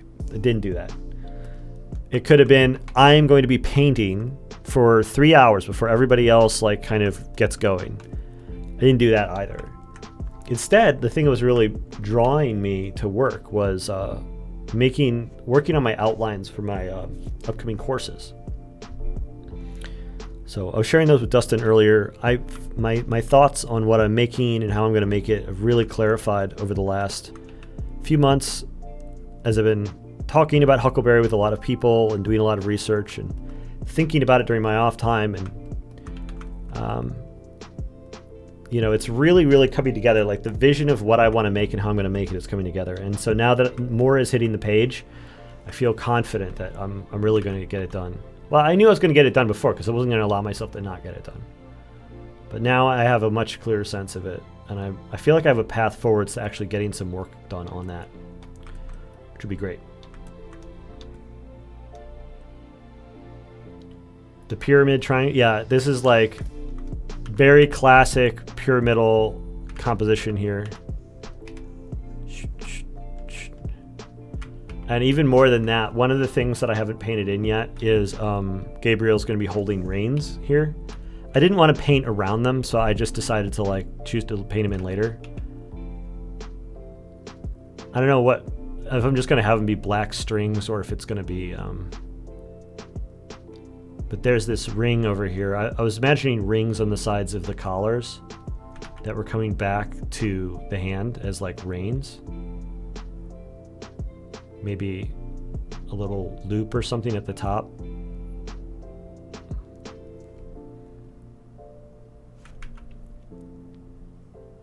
But then reinforcing that triangular structure even more.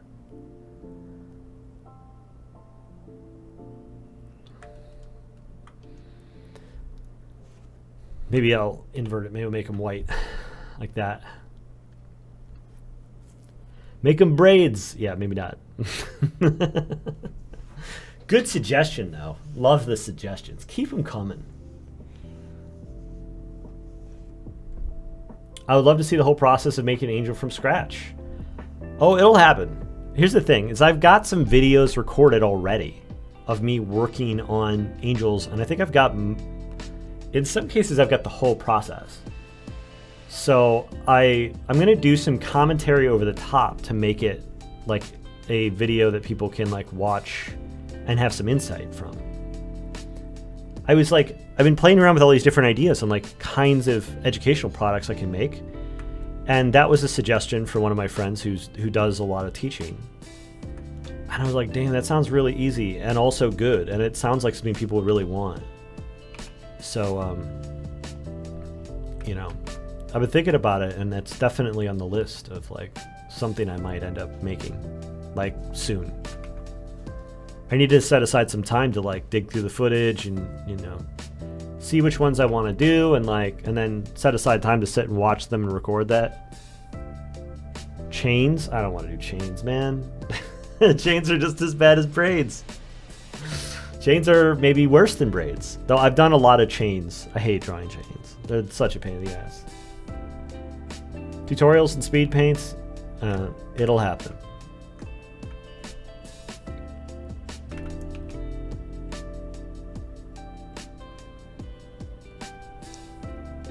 Yeah. I've been putting it off for too long. I realized really didn't realize to the degree that like tutorials and speed paints were something that people really, really wanted from me. And I did a little bit of like speed paint recording stuff back in the day. And I was just dumping it on the Patreon. And then when I stopped doing it, I didn't get a lot of questions of like, hey, where to go? So I guess people don't really care that much. But, I'm looking at it now and I'm thinking, damn, I wish I'd been like, at the very least, just dumping speed paints up on YouTube for the last 15 years. But, no going back in time. So I'm just going to making sure to record like my studies some. So I've got those. And then the Angelarium stuff, I'll probably do some recording of that, once I'm done with the tarot. I've got like one more tarot piece. And then I'm done with the Major Arcana. Well, done in a sense. The next step for the Major Arcana is going to be to go back and do revisions on a bunch of them, which is like going to be a little involved, I think. I'm going to do some inventory on the revisions I want to make and post about it on Patreon. Talk about what I want to see done before I call it finished.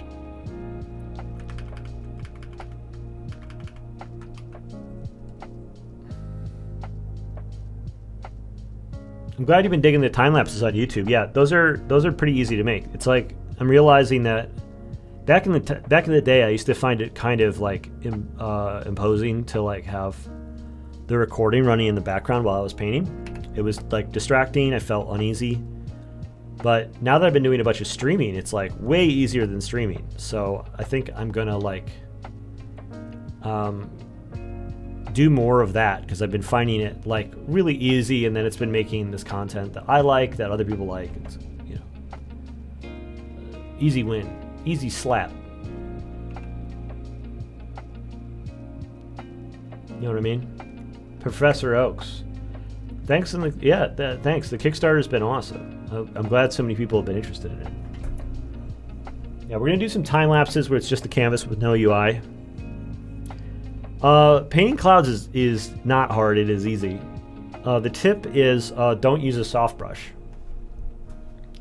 People think that clouds are fluffy and soft, so they're going to use a airbrush. It's the wrong tactic. I think that's what throws people off.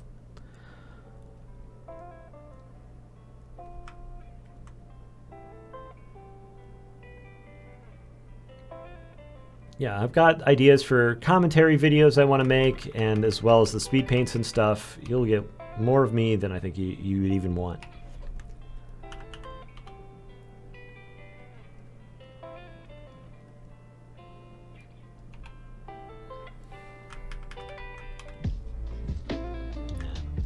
A couple of these light streaks I think is all I need. I don't really want to go crazy with it.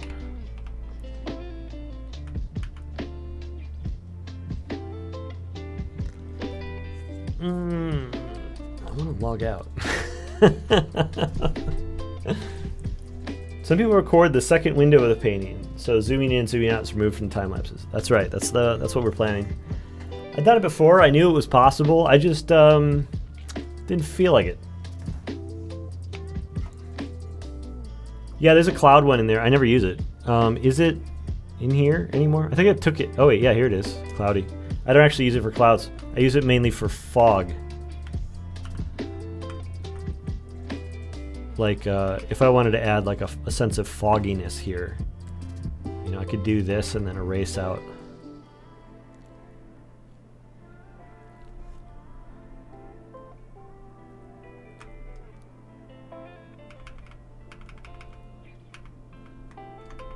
It's called cloudy, but I don't actually use it for clouds. Trying to throw people off the trail.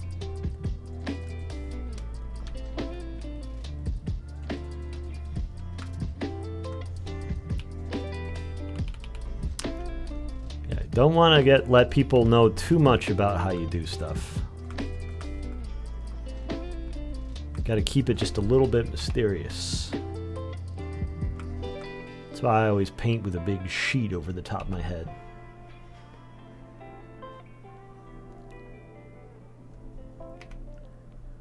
That way no one can quite tell what I'm doing. 6 years, single monitor gang? I don't know how you do that, man. That seems like That seems like a form of self-punishment more than a real plan. Dual monitor is the only way I ever feel fully comfortable in this world.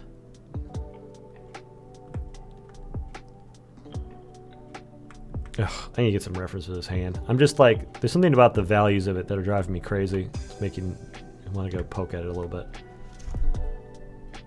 Quad monitor gang now? Yeah, I was thinking about adding in the third monitor so that I could keep track of Discord in addition to Twitch on OBS while I was streaming, but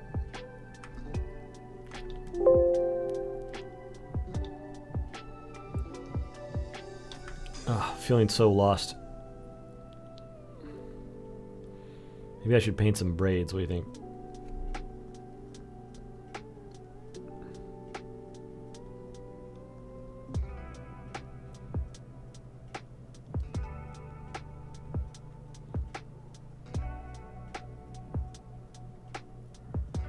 I've had to download so much lion reference because I have no idea how to draw a lion running.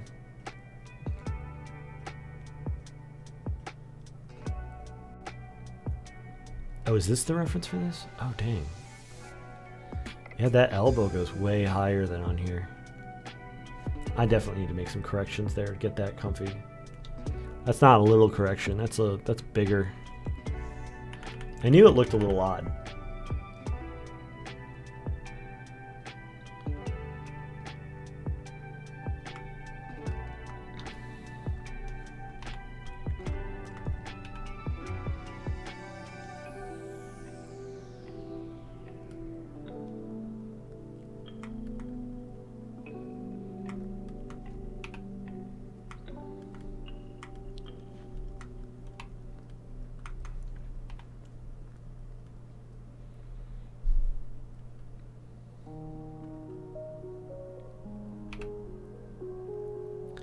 See the claws coming out of the paws there. I was thinking about maybe adding some more prominent claws in here to make it cooler. Because I guess it's like cooler if they're like being badass or whatever.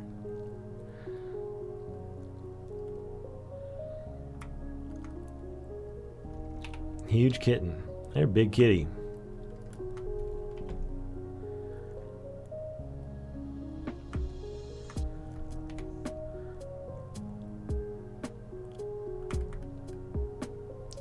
Yeah, the shoulder and chest anatomy of the lions was really, really throwing me.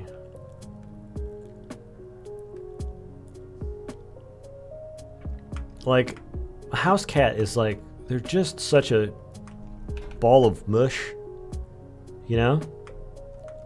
Like, when I think of a house cat, I think they're more like a liquid that has kind of taken an animal shape than something that has like bones and muscles in it. But a lion, it's got like, it feels like it's actually got real anatomy. And so I'm being confronted with how like the joints actually work and where the muscles are and stuff. And my initial sketches were pretty wrong, so it's forcing me to like pull up a lot of reference to try to figure out how to deal with them. And you know, if I was a really good artist, which I, you know, sometimes people think I'm really good, and then I'm like, you know, I'm in one of these situations where I go, damn, I really don't know how any of this is constructed. If I was like a really good artist, I would do a bunch of studies and stuff and figure it all out, really get a handle on it so I'd have like a clear understanding. But mostly I've just been kind of trying to BS my way through it just a little bit at a time here.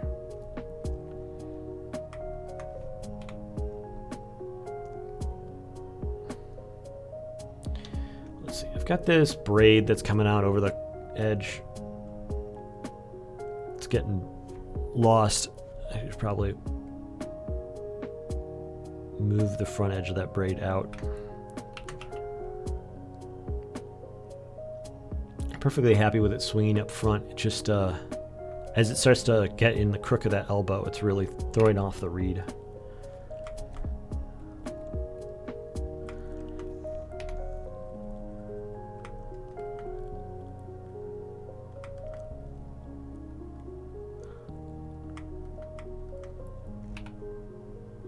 Ever check Sketchfab for 3D references? No. I gotta figure out Blender and just like, build a reference like this in 3D and put a camera in it or something.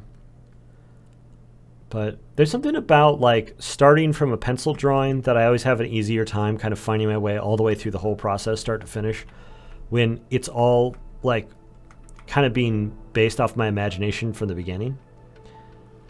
And like fixing my crappy imaginative work with reference later on has always turned out pretty well for me. While trying to start with a reference and like never having an imaginative drawing underneath it has often resulted in disaster for me. So the idea of like building everything in 3D meticulously and then trying to like paint on top of it and build something that feels like complete and cool, it never feels like the right answer to me, and I don't know why. Maybe just a peculiarity of my process, but it is a little limiting not to be able to like pull that lever. Maybe it's just a matter of me not having spent enough time trying. It's another thing on the list that I can go and dig in on and learn one of these days is like try to find better 3D resources and do some additional like sculpting work or finding stock 3D models or whatever to get started on more complicated scenes, whether it's like beasts in motion or environmental stuff. I've often struggled with perspective and like architecture. It's the place where I've used 3D a few times in the past to pretty good effect.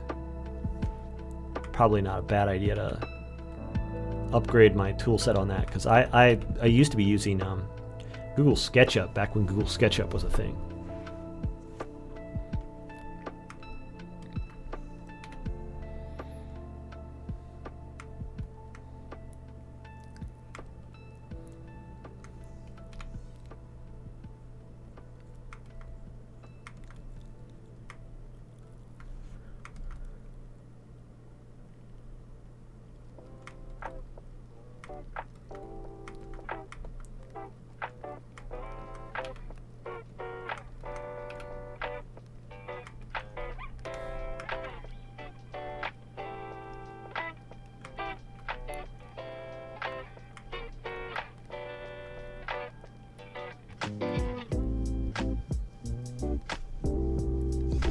Funtaman. Yeah, this is the Chariot Tarot.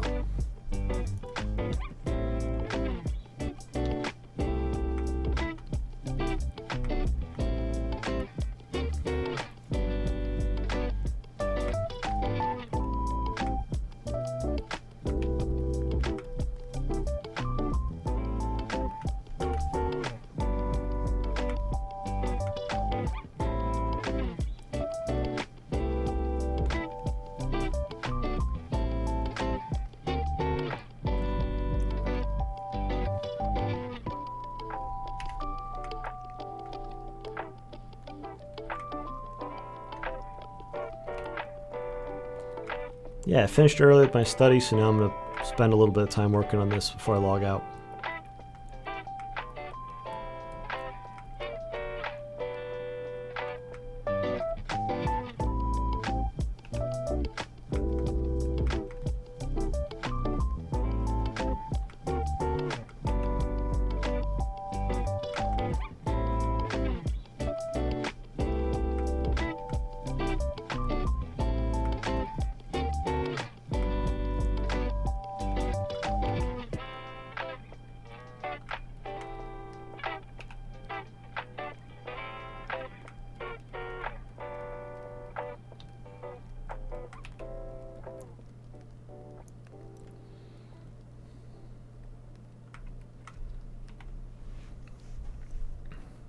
Yes, the current Kickstarter is for the Oracle of Watchers deck, which is like, the art is mostly from the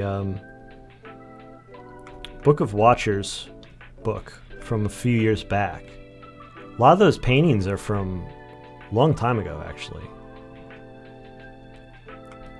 It's a product that I've been meaning to release for a really long time, but I never got around to it. So the collection of work in there is actually like, in some cases, like 6 or 7 years old. Well, there's some pieces in there that are actually only from last year, though. I did them especially for this deck, but the majority of the collection in there is actually from several years ago.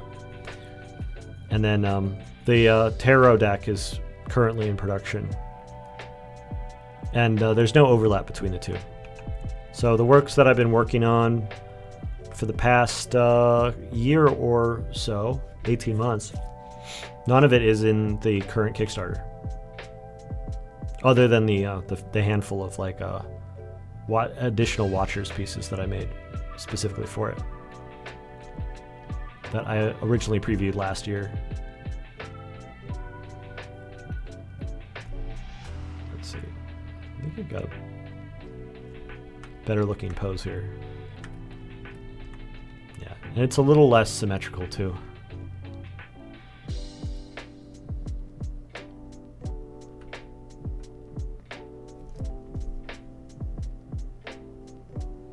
Games I've been playing? Let's see. I played all through Armored Core 3 times. Lies of P, I got about, I think, 3/4 of the way through it, and I just like put it down for no reason in particular. I didn't even get stuck on it yet. And then I played through Blasphemous 2, and that made me want to replay Blasphemous 1. So I've been playing a lot of games recently. And then I'm watching my wife play through Blasphemous 2 also. She, hey, some bits. Thank you so much. To June Tan 90.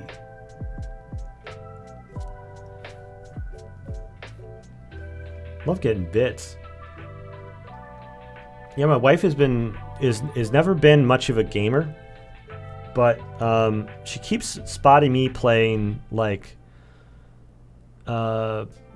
kind of like difficult platformer games, and then she gets hooked on them and wants to play through them. And so she played through a lot of Hollow Knight, and it's like, it ends up being a real it's a way bigger task for her than it is for me, because I have like years of game sense that I've built up, and like how the flow of boss fights are supposed to go and where secrets are hidden and how all the stuff works. And she doesn't have that, and so it's a way tougher thing, and she gets self-conscious of people watching, so she stays up late playing them. And so she's been working her way through Blasphemous bit by bit and just clearing out all them Catholic monsters and having a really good time with it. When I played through it, I was a little bit like, this is a good game, but it's no Hollow Knight, And then I was watching her play through it, and I was like, actually, you know what? This game's pretty fucking good. It's actually pretty great. I'm going to recommend Blasphemous 2 to all of you guys.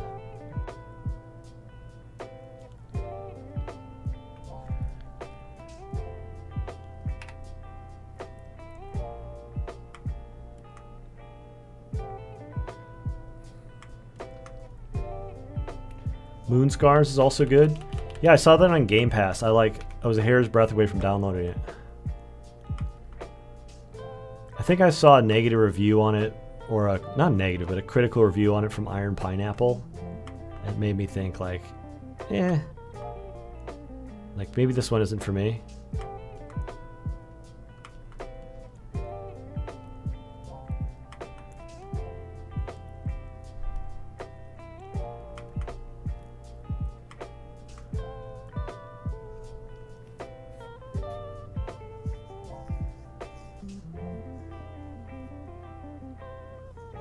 Yeah, I do wonder about that, like how much like our upbringing on like playing fucking Ninja Gaiden as kids made us like extra prepared to deal with like the horrors of modern day like retro gaming.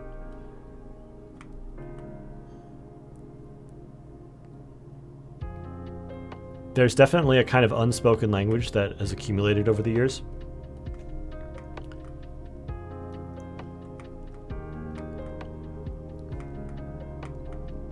I was saying how I kind of want to make a Metroidvania of my own one day, and then like YouTube started going like, oh, you like Metroidvania games, huh? Like, here's the top 20 Metroidvania games coming out in 2023. And I was like, whoa, that's a lot. And then I watched that video, and I was like, damn, you know, maybe it's a crowded marketplace. Maybe this is a bad idea. And then it started feeding me more videos.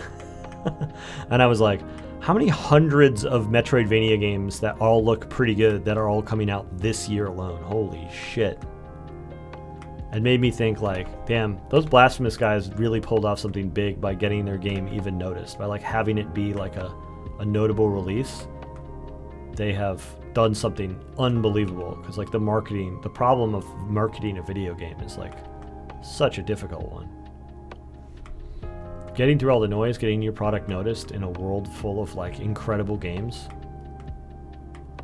it's tough, really tough.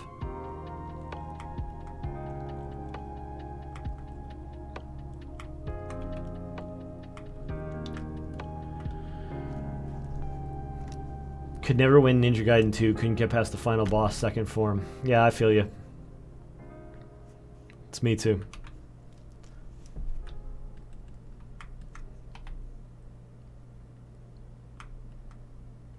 Yeah, there was a lot of those old games I just remember never being able to make a dent in. Metal Gear Solid 1, could never make heads or tails of it.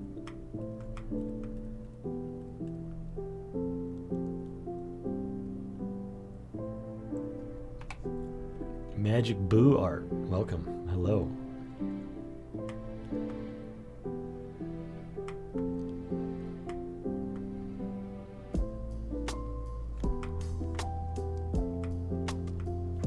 It is past 2 o'clock, so at any point, I would actually keep going because I'm having fun with this, but my hand is getting tired.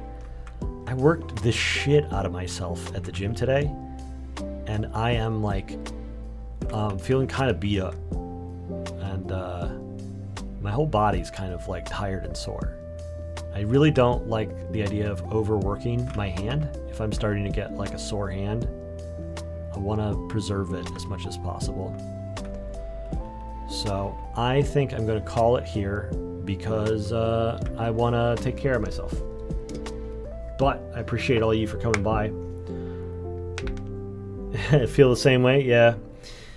I didn't do a lot of exercise last week because I wasn't feeling well.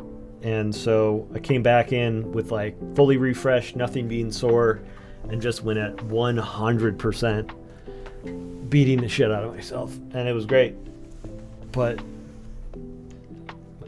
my hand's a little bit overworked at the moment, so I'm gonna give it some break. Mega Man 2 and Mike Tyson Punch-Out were the only ones to remember beating the NES. Those are both really hard games, so congrats on that. I don't know how us as kids managed to like pull that kind of shit off. Those games are impossible by today's standards. All right, we need a raid target for today. Let's take a look at who we're going to come visit.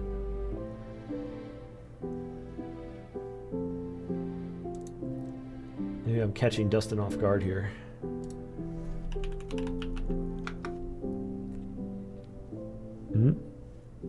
Simon Powell Illustrations. Sounds like an illustrator.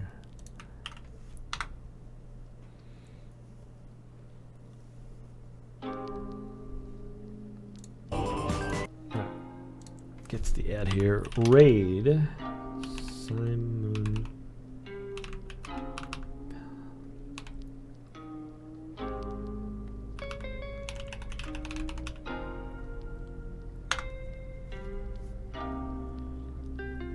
All right.